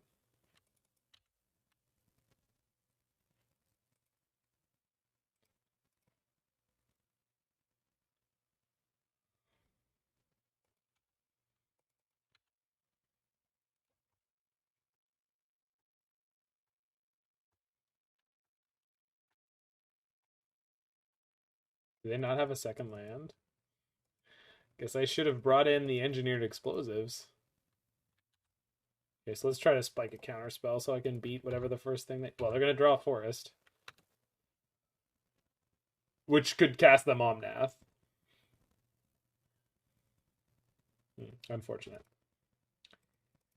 Well...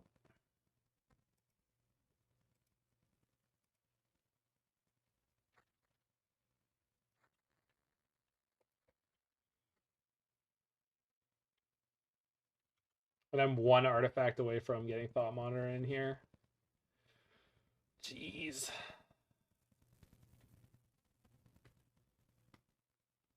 Wait, am I complaining about not having a turn 2 Thought Monitor? Okay, life's okay. Nope, everything's horrible. If they play this right, everything's horrible.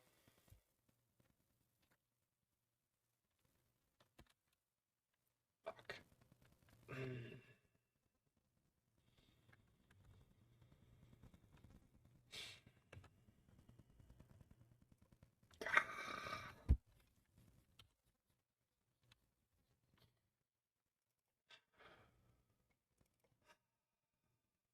Almost. Thanks, Larynx. I like it a lot.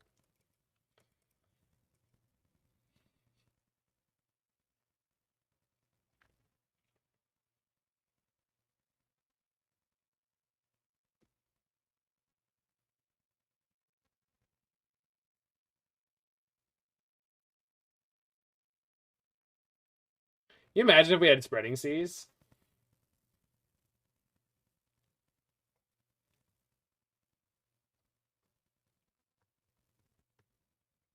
No! Now I don't want to draw the counter spells anymore. Now we will. Of course we will. Oh no. Why does this happen? Yeah. Ugh. Elementals? What does that mean? Are you happy they're playing? I'm happy they're playing Elementals too, but like nothing about this game has gone well for either player, and it just went slightly more well for them, and it's going to be a big.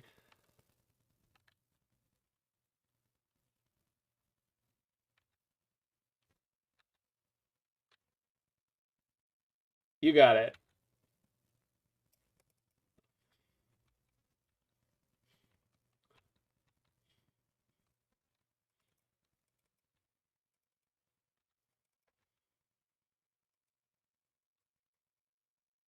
Well, they're probably only playing one because they're playing the Flamekin Harbinger.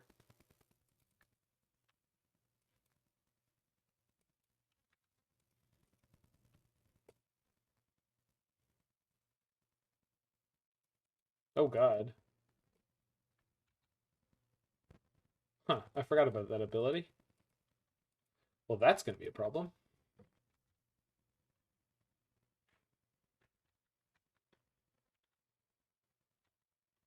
And their Teferi's already back up to 3. Alright, we got one shot. This is it. Tap land. Fuck.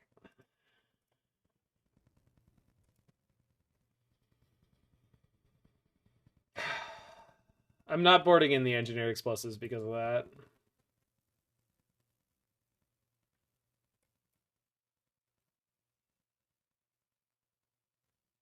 I'll keep the counterspell though.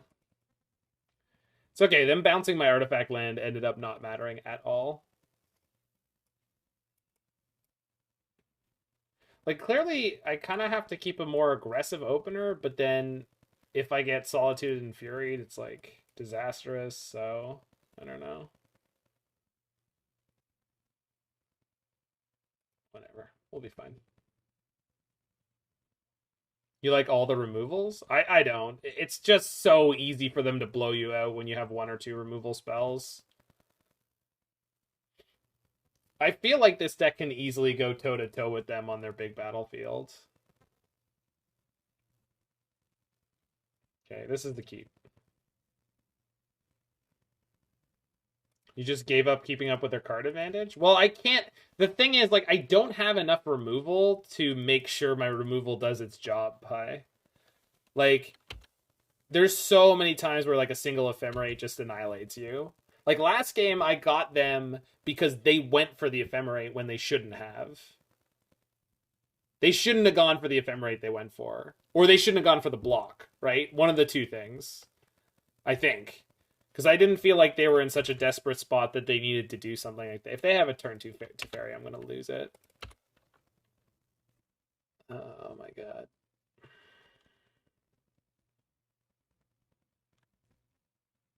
Okay, that's fine. Permanent Dark Ritual? I mean, it's pretty good for these decks.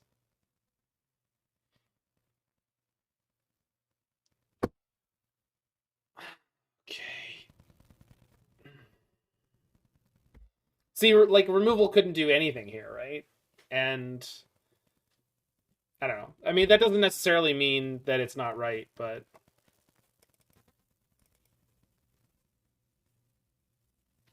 God, this deck is so gross. Okay. Hitting a land is big game.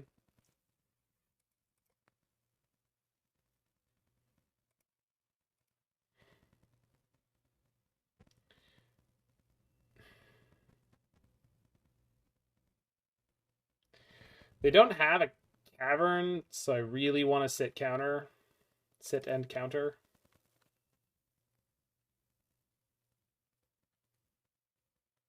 It's just too easy for them to have removal, but it's also too easy for them it's so easy for them to do nothing from here.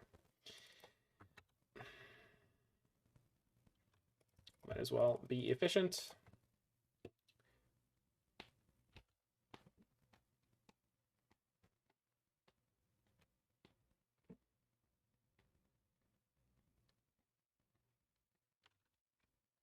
Yeah, well, it's not Omnath.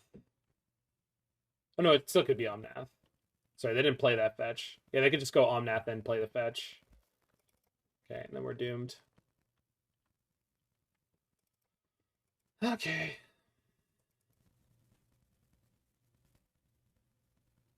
Yep.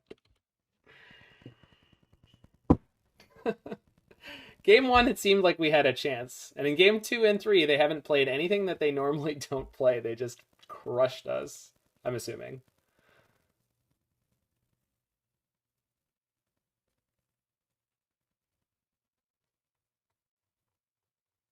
Yeah.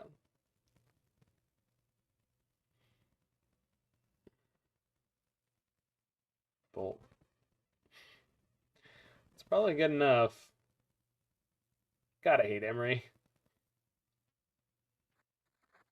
Well, I know Larynx. It's just been like I specifically put in more cards to be able to play against Burn, and we still lost 0-2. I don't know. It's like it's just frustrating sometimes because like a lot of our losses were to like bad draws, and then even when we had an okay one, this happened. Like they just had the nuts. Yeah, brewing's really, really hard.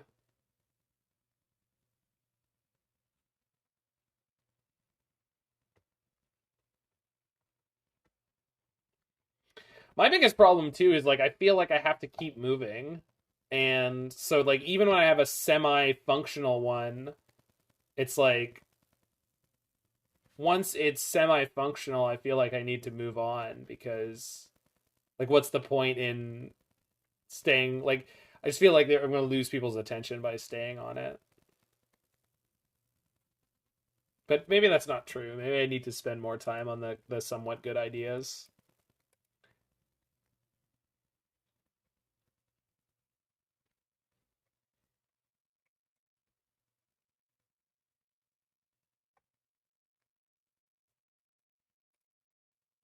I'm off it. So another 2-3? No. Still in contention for the 2-3. It's also really frustrating when you're first like we went 2-0, then 1-2, and then just got completely annihilated. How's it going, Donk? Have you considered combining brewing and drinking alcohol while you play? Yes? Yeah, well, I kind of do that, John B, but I do it like usually over weeks, not in like not in a more concentrated way. Like I'll come back to a brew like every couple of days.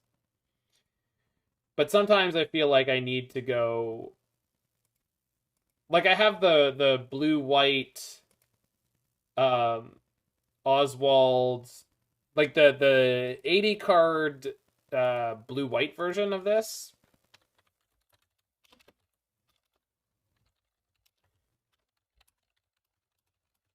And that one felt pretty good, and then I just like moved off of it because it's like I got a quick 5-0 with it, and then I played it like one other time, and then that was it. Like we're against rhinos. Not keeping this. There you go.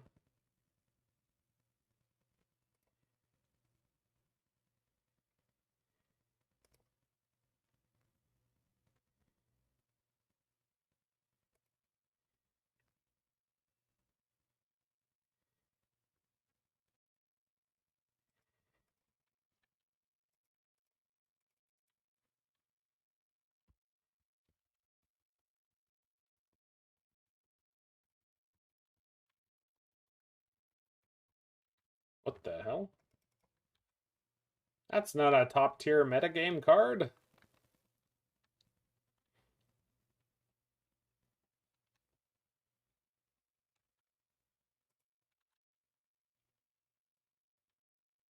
Rats. Okay, I'm cutting the fast lands out of this deck for sure.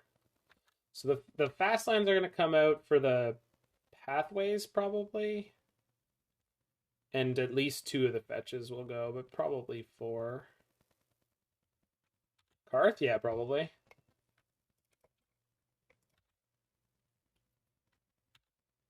Okay, that's a really good draw. Not playing the sword? Oh, I've had really bad experience, Pi, with like I'm playing exactly one sword in the list and it getting exiled. Like I'm not really trying to quick combo people, so it's like I don't mind spending more time just with like I know plus my constructs by 1 here, but we'll see if they're on Fatal Push. And if they're on Bolt, I guess it was a misplay not to have the sword. Yep. Of course, immediately punished. As soon as I started thinking about it and talking about it, of course that's how she goes. Now they're gonna have push. Nope. Not yet, anyway.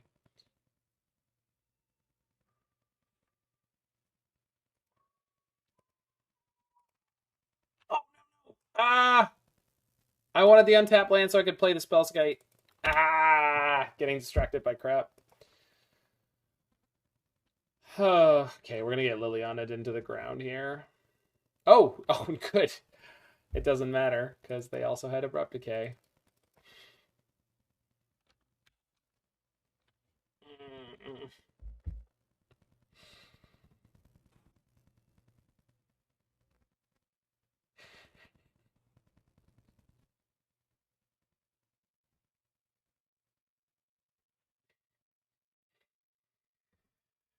Oh.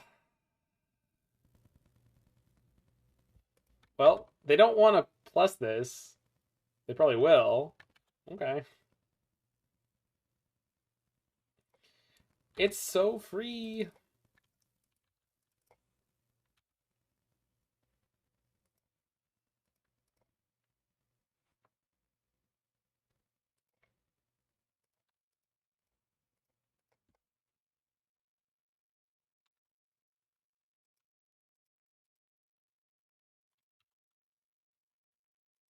Yeah, I should have gotten one on the upkeep and one afterwards.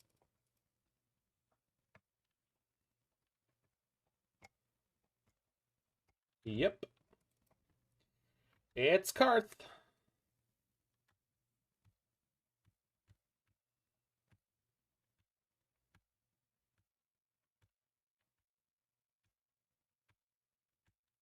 Oh yeah, what did they reveal? Wait, what? They're Karth myths?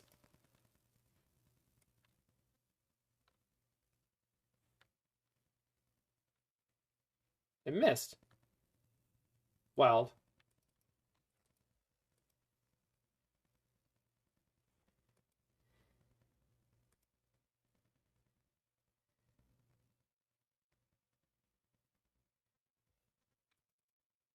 I'll just sack the construct. Try to fight them by drawing into stuff. Next draw's Fatal Push. And they have Peatland, so Urza's in danger. As if he wasn't already. Crap.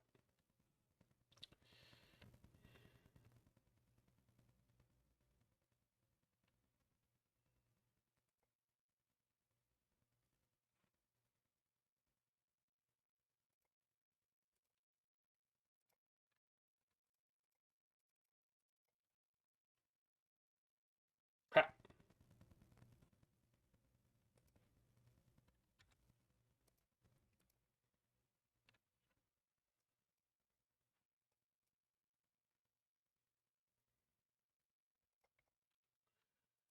Okay. Hold on, I can hear the alarm going off that the fridge is open.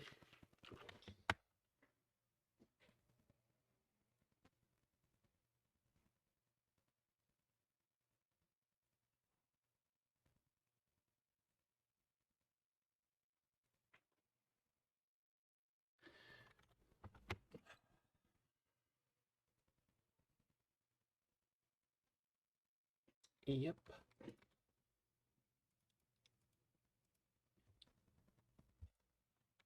Oh my god.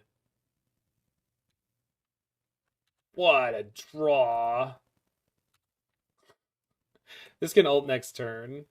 God damn, we're so screwed. I mean, at least we're losing to this, but jeez.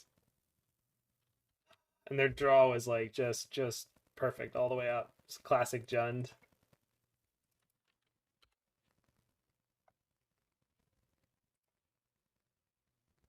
No, not 2 turns, Pi. Not 2 turns. Right now. Nobody knows how this card works. I have never seen a single grinder properly assess what that card is about to do to them on time.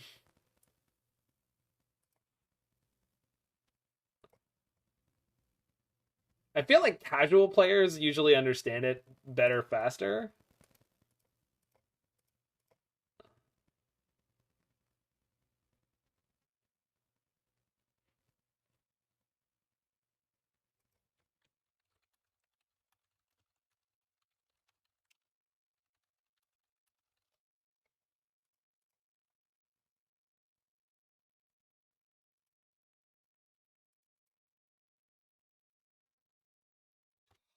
Oh, the mana base.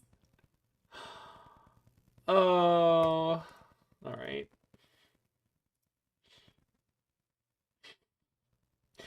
I don't expect 4 fetchable lands to not be good enough, but at some point I had more islands and I cut them for something, and that was just so stupid.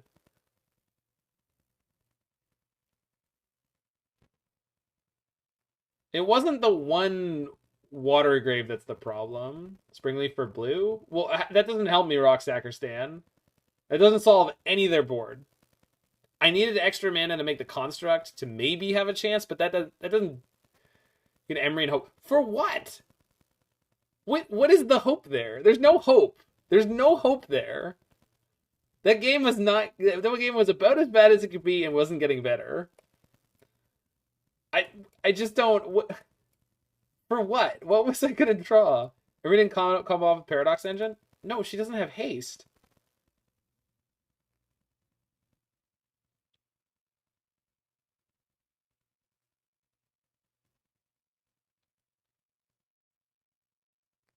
And they were gonna make me sack half my board and like basically kill me.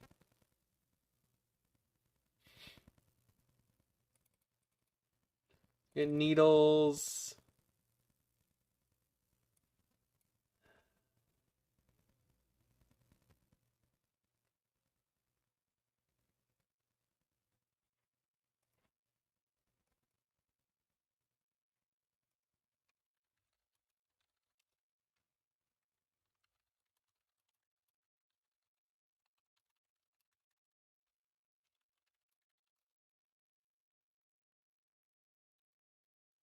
Well, yeah, I mean the Darkslick should just not be in the deck. I hate playing fast lands, but yeah, I mean there needs to be more. There needs to be more fetchable lands. That's for sure. But honestly, the Flooded Strands just need to go in favor of fetchable lands. Maybe we could play some Darkslick Shores, but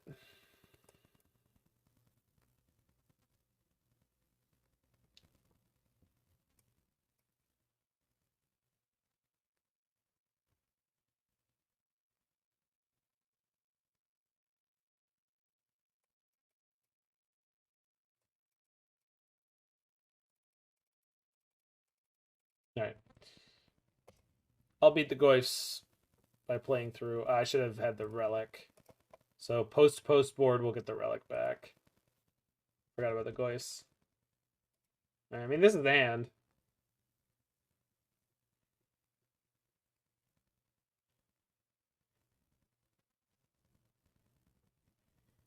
Hey, Dylan.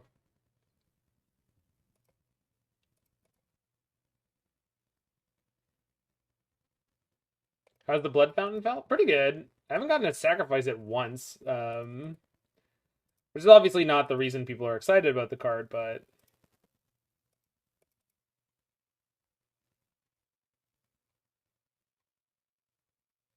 no, Thoughtseizer Inquisition on one. Shit. Well, if they take the counterspell, it makes my life a lot easier. Good.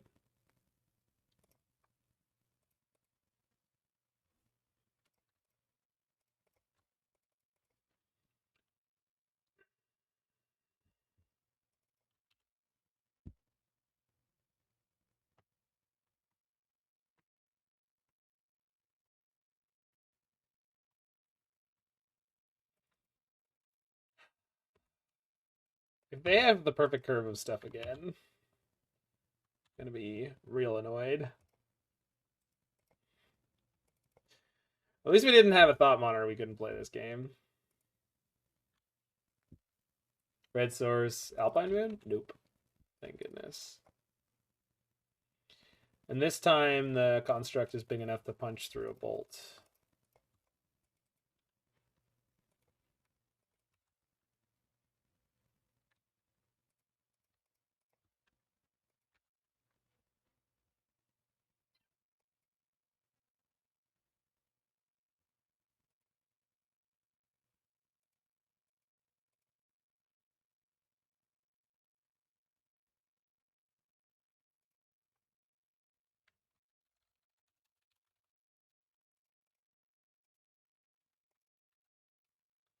What would your advice be to someone who wants to improve at MTG but doesn't really know how to? I would suggest that you find someone local who is willing to like help you level up, which I'm sure there are people who would be, and learn from them in person. You can watch a lot of streams and ask questions, but I would recommend not asking too many questions. Just watch what questions other people ask and try to find out why they're asking the questions they're asking. I mean, it depends on what level you're at, right? And that's why you need to meet somebody you can talk to about the game, because they'll be able to more quickly tell what level you're at, right? And then help you understand the things that you need to understand.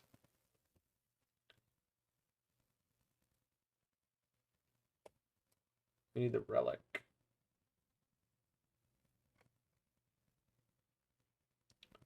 Try to point some goals.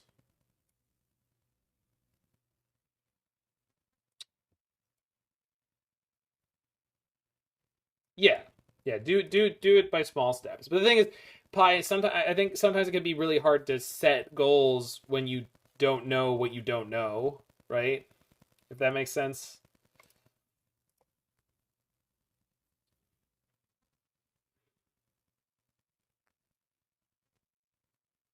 Like, people sometimes can get really misled into thinking they need to know something when they don't need to know that yet, because they don't need that yet.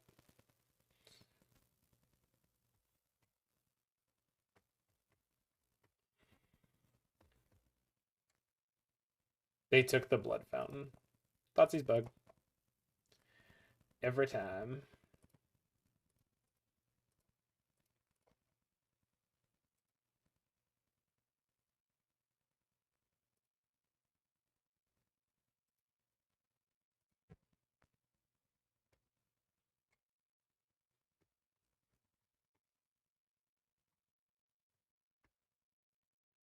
Yeah, commentary is helpful, and like watching streams can be really helpful. But you need to find people who are like willing to talk at whatever level that you need to learn. So like when I tell people I'm not a person to watch on average for tight technical play, that is a fact. That's just a fact. Is not a strength of mine. Not even close to being a strength of mine.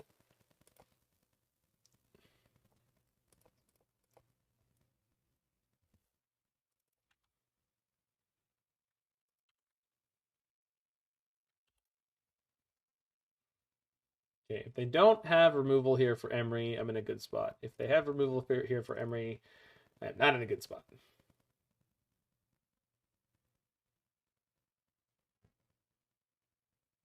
Holy crap. Well, that sucks. Yeah, we're screwed. Once I find exactly Urza, and I milled one over.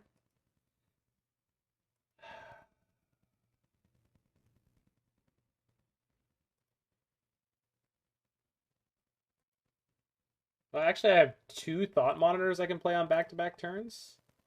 So that's pretty okay. And the constructs are going to be really big. Maybe we're okay.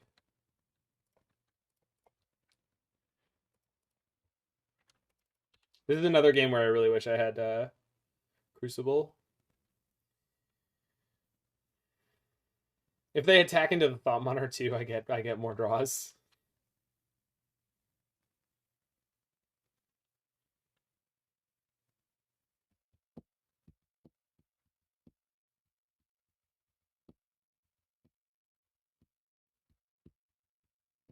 Uh-oh.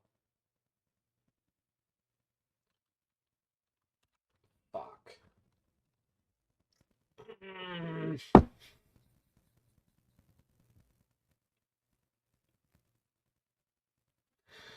Why? Oh.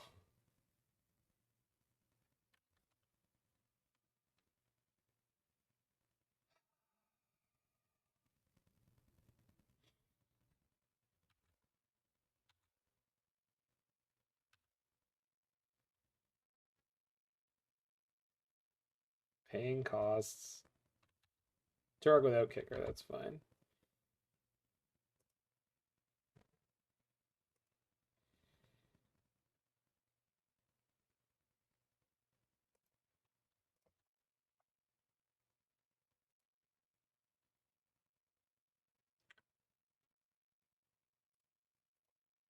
But they're just like, oh my god. I don't know how I'm gonna be able to keep up with this crap. Just gonna get my only one last land. Name +2 mace. Will people stop suggesting that I name +2 mace? Like that's something you name on your meme spoils the default. That's not what you name on a Pithing Needle, which you sideboarded in.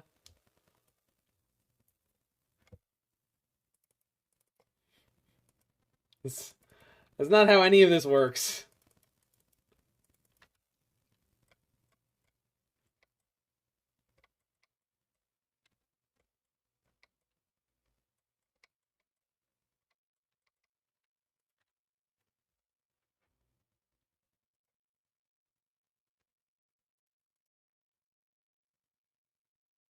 So if I could activate Dollhouse here, I could get an Urza back and be in great shape.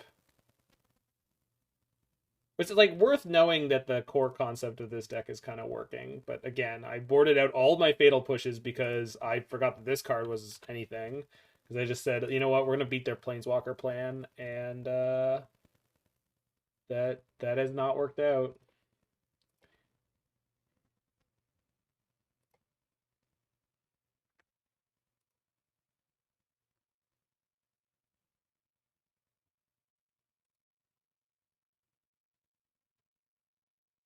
I just can't beat the oof in a million years.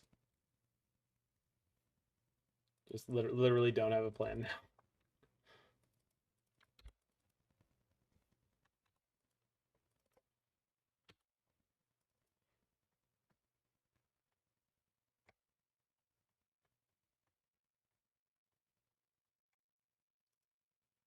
Nope. No. I took out all the removal. Let me be clear. Sorry. If I wasn't clear enough, I took out every single piece of removal because I thought, okay, they're on this like Planeswalker Zoo deck. What answers do you have for Stony Silence? Literally none.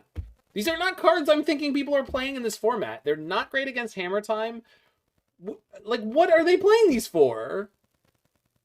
The Alpine Moon, fine. That one you got me on the Alpine Moon. Like that one I was just not ready for, but like Belcher? Okay, there is a good reason now to have them. Okay, if they don't have instant speed removal, I think we can take this right here. Well, maybe not right away.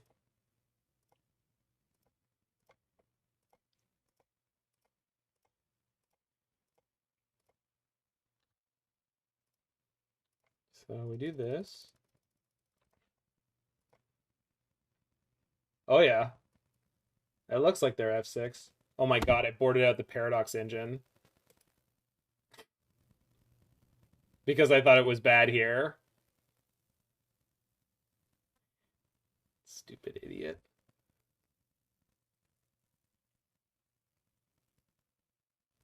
Well, I didn't know that they were going to collector oof me. I thought the Dollhouse was going to be amazing here. I didn't realize I'd never be able to activate it. So we just get the Needle. Name another Planeswalker.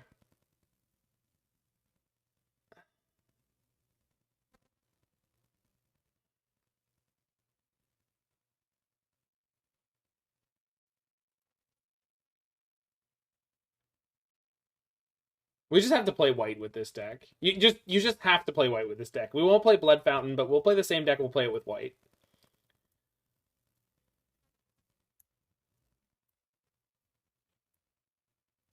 It always amused me how people can play leagues in Modern on MTGO. Well, yeah. People like playing things that are fun. Fun things are fun. What is the most dangerous other Planeswalker they have?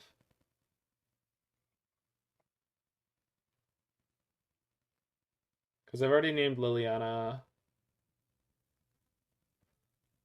Someone seems suspicious that they would play Teferi, so assuming they're not playing Teferi, what do we get here? Yeah, Vraska. Golgari Queen, I believe.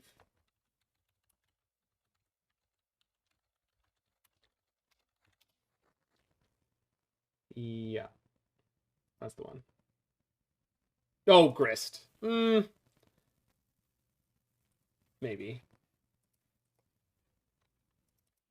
Maybe. Grist is pretty okay.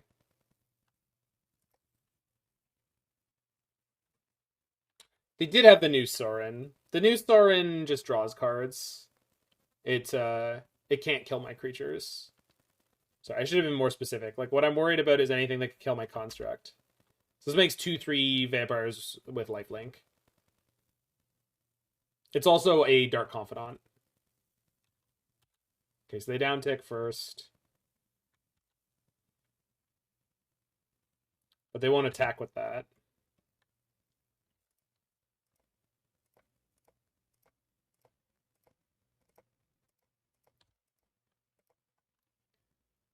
Anyone ready to be mad about Urza existing yet? Anyone want to tell me that Urza is broken? Because he's not, but... Been practicing shuffling 80 cards? I would, yeah. If you want to play that. We could just leave that in exile if I wanted to.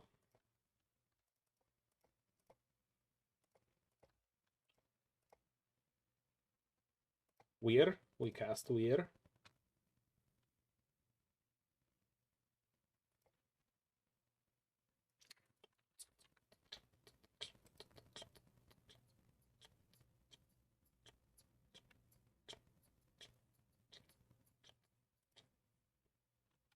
So attack him for lethal. They got a jump block.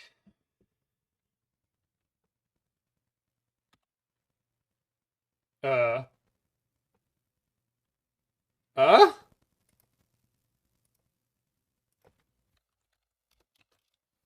Alright. I guess I got my 2/3. So yeah. So what did we learn about this deck? Well, let me tell you something. Either we play Esper.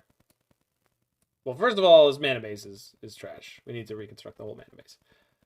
Either we play Esper so that these fatal pushes can become portable holes, which are much more playable cards.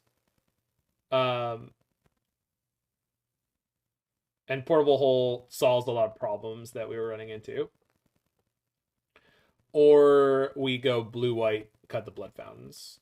I like blue-white a lot for these kind of decks. I was just like trying to try out the new tool, Blood Fountain. Maybe Blood Fountain we just like keep it as a one-of that we can whir for to bring back 2 creatures from time to time. That just doesn't sound very good. So let's try. I'm gonna add 4 portable hull. Actually, we'll get the Flooded Strands back in.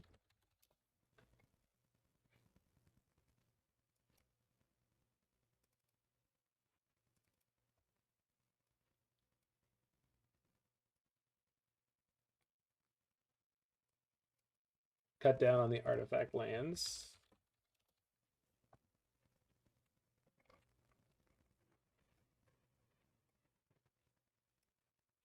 So 1 of each artifact land you can whir for those.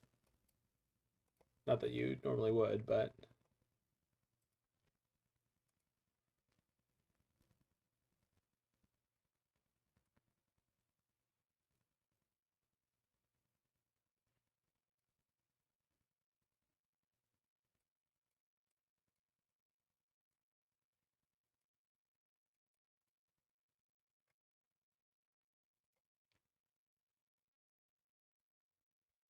We don't want these in here anymore.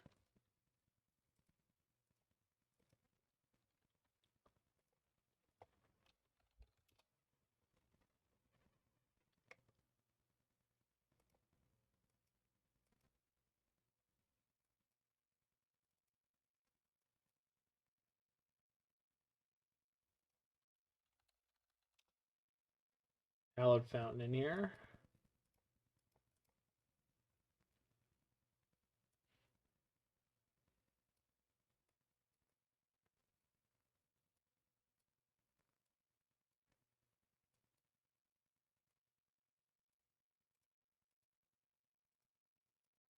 I have 1, 2, 3, 4, 5, 6, 7 fetchables. So that's a lot better. I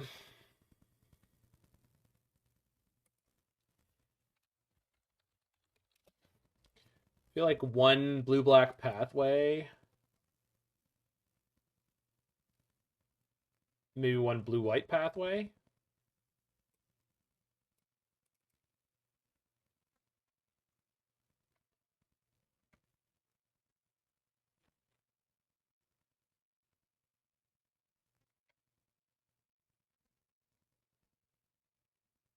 We play some improvised cards. The Demon. What is it called?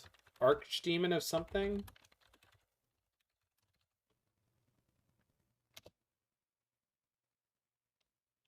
No. I think that card is really, really bad, Pie. If I'm remembering it correctly. It's like awful, right?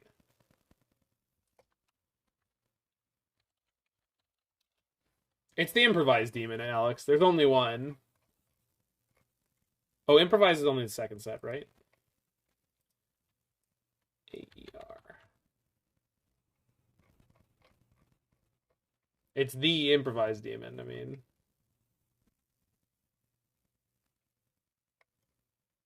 Herald of Anguish. There we go. This is awful, right?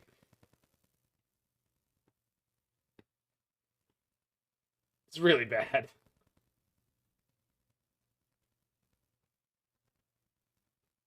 Yeah, this would be fine in Pioneer. Off Blood Fountain. But this if it also gains you 2 life on the sacrifice an artifact, target creature gets -2, -2 until end of turn, I might consider it. But as is, I just don't think so.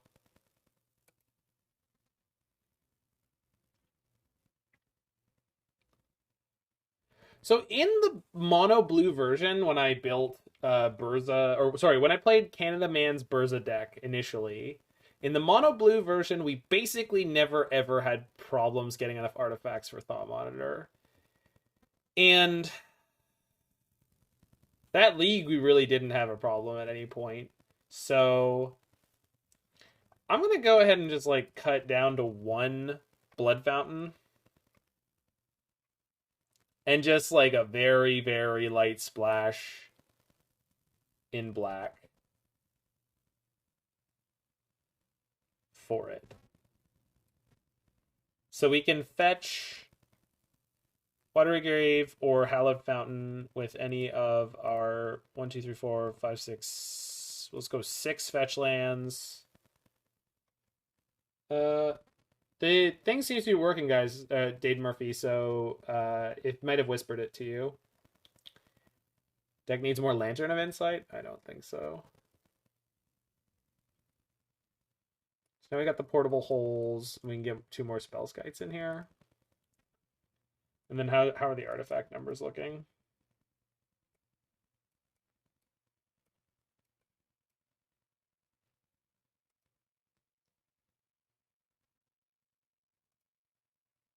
Yeah, we're just retooling this deck a bit.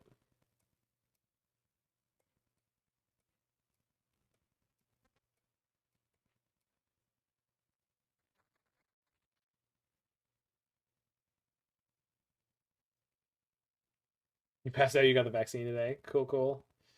Yeah, it's going to kick your butt for a couple days, but you'll be fine.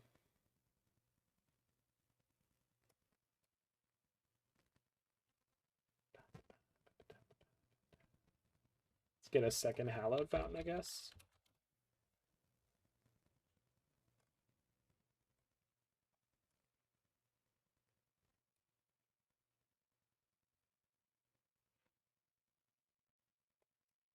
There's 16 artifacts. Sorry, not 16. 26 artifacts.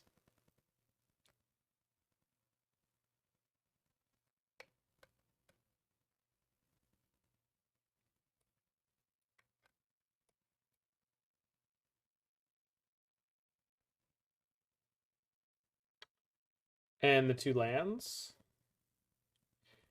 I think...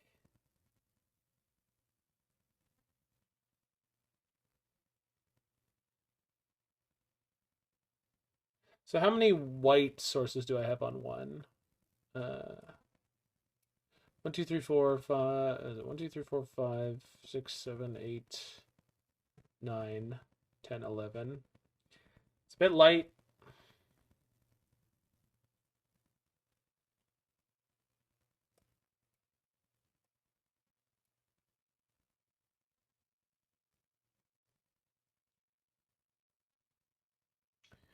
I think I like the look of this.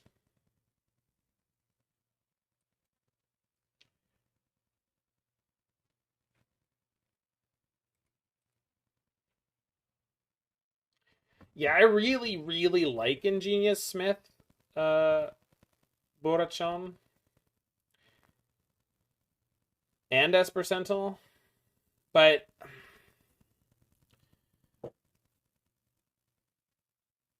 I think those slots would be better spent on Spellskites and things that protect my important cards. Although I do like that Smith is a 2-for-1.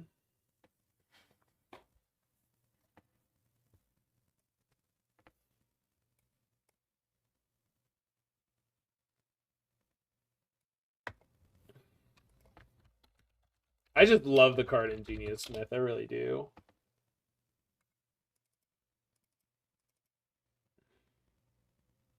Clinton S. Crane. That's only if you're maxed out, right? That's what Contra Ego's playing, but he's maxed out on Smiths. That's why.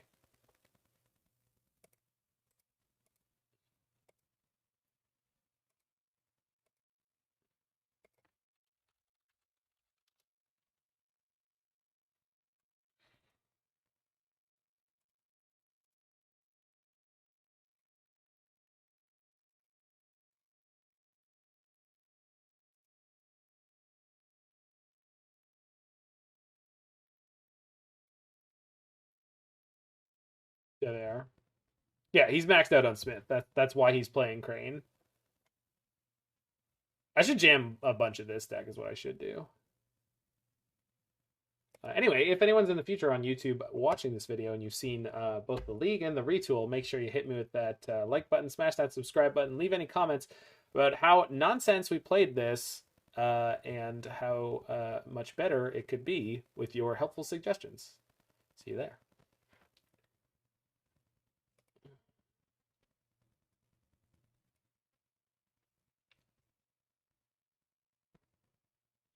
Well, what I liked about the 60 card version here, Shadowless, is it's you're much higher density of your important cards. So, for example, you're much more likely to draw an Urza, which can sometimes be a bad thing.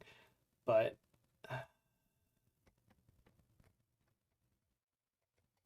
maybe I need to listen to Pi because Counterspell may not be what I want most of the time, but it is blue, which this deck was having trouble with in the early game sometimes. And Rebuke is a lot easier.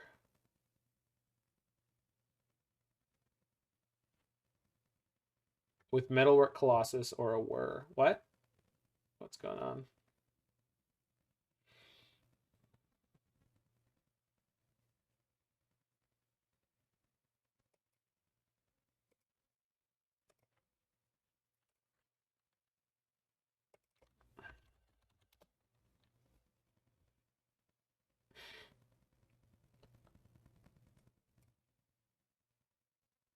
Okay. Yeah, this is going to be where I leave that for a second. Has Contra Ego's deck made it into a deck dump yet? I'm assuming it has.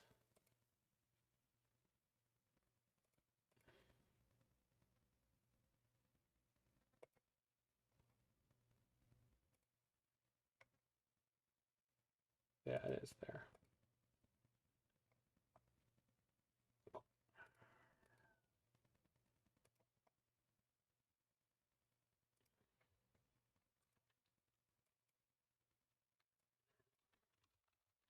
Hey, Brian. Paradox Engine Urza is real easy to go off with Dollhouse. Just FYI.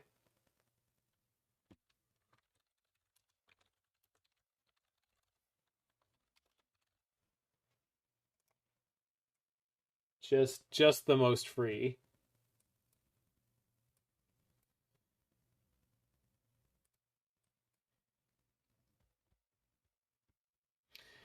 Any thoughts on running going Bant instead of Espers? You can run Ellen Omri's Call. No. Why would I want to play Ellen Omri's Call? The two most important combo or parts of my combo engine cards that I was trying to play were these two, which I can't call for. What's Voltaic Construct? I feel like it's awful. Yeah, not that.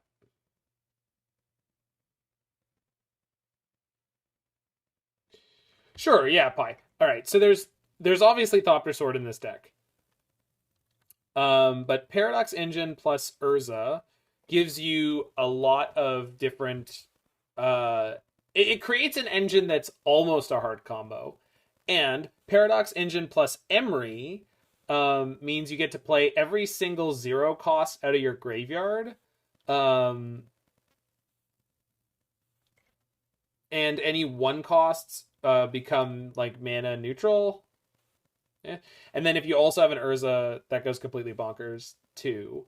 There is an infinite combo with Urza or Emry, both Mox Ambers and Paradox Engine, where you go, this is infinite mana, and then you can then play anything else out of your graveyard. So like a Witching Well means you draw your whole deck. So you use Emry to cast Mox Amber, that untaps your Emry. Then you add a blue. Then you use Emry to play Mox Amber, that untaps your Emry. Use that to add a blue. You could also, with Emry and Mox Amber and Paradox Engine, you can make infinite Thopters with Thopter Foundry. So you add a blue, sack it, make a Thopter, and then Emry plays it, and that untaps the Emry, and you just go around and again in a loop. So it means you don't need Sword of the Meek there. Which I just figured out, by the way. Clock of Omens Walking Ballista? No, I don't. So the thing is, Minamo. Yeah, you can play a Minamo in this deck. It's probably okay. Like, I know it's good with Emry. I've played it in Emry decks before.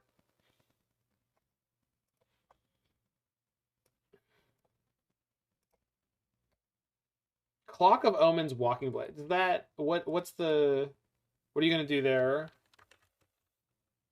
I know Clock of Omens. At least I think I do.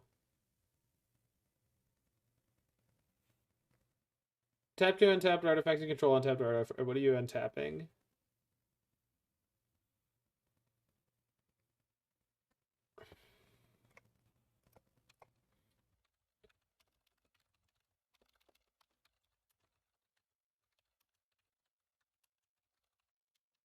Clock is basically a tutorable Urza, if I understood correctly. Oh!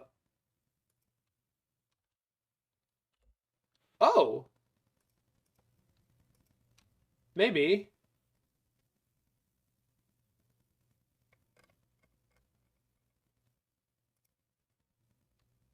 Walking Ballista is a good artifact that costs 0. Why do I want an artifact that costs 0? Sorry.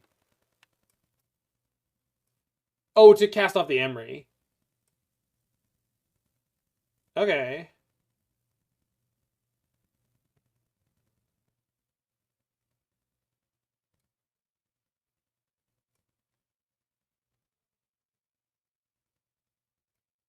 Clock is only tutorable Urza with artifact lands. No, we have a Springleaf Drum too.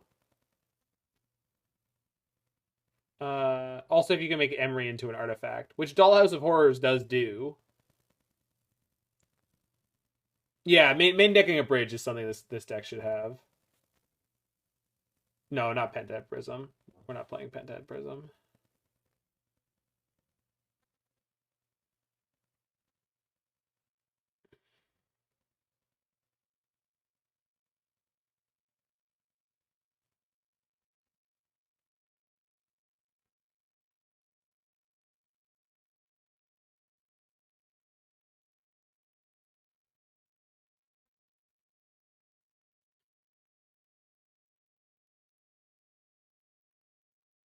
No, I mean, yeah, outside of dedicated combo decks, I don't like Pentad Prism. If we were going to play something like that, I would play Talisman, the blue-white Talisman. Talisman of Progress. Which I, like, you could play Talisman of Progress in here, but then we're pushing away from the kind of thing that I want this deck to be. And I don't want to play Clock of Omens, because it's like, it's just too much. It's just too much stuff. Like, I don't want to play Clock of Omens on top of Paradox Engine, on top of Dollhouse. Like, we're just getting too many bad cards. And the reason I don't really want to play Bridge is hopefully we can just kill him. Like, we just spent a lot of time beating down. Instead of Whir, what if we run Deadly Dispute?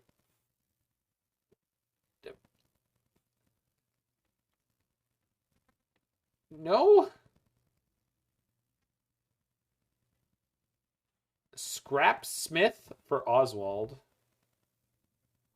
Well, so the problem with Oswald is you need to find 4-drop artifacts you want to turn into Paradox Engine and Dollhouse of Horror, and that... No. Like, I've tried. I literally tried. I have it here. I can show it to you. Where's Frogbender? I might have deleted it because it was, like, really, really bad. It wasn't really, really bad, but it was bad. It was pretty pointless. Oh, it's here. There you go. So this is what you get when you try to do that deck, and this was not good. I mean, and obviously, like, this isn't playing Urza. Metamorph was the best 4-drop to turn into Dollhouse or Batter's Skull.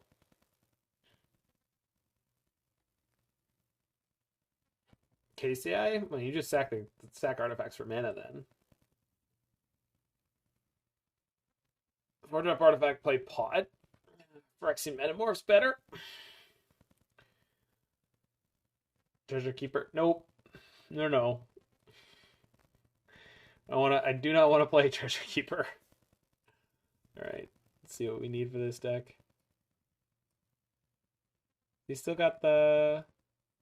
No, he kept the Fateful Absence despite the lack of the Muddle the Mixture. Wild.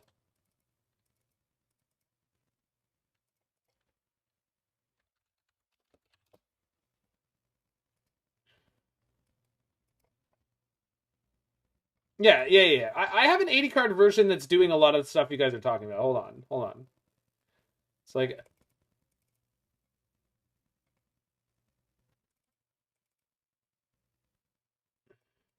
Abundance? That's your kind of deck, dude.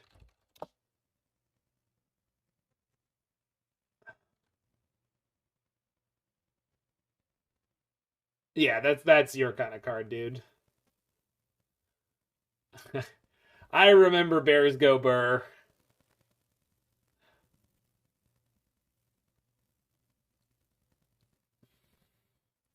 That's an idea, Shadowless. That's an idea. I don't think it's a good idea, but that's an idea. Okay, people gotta start kappaing and stuff if you're just gonna shitpost amongst the honest suggestions.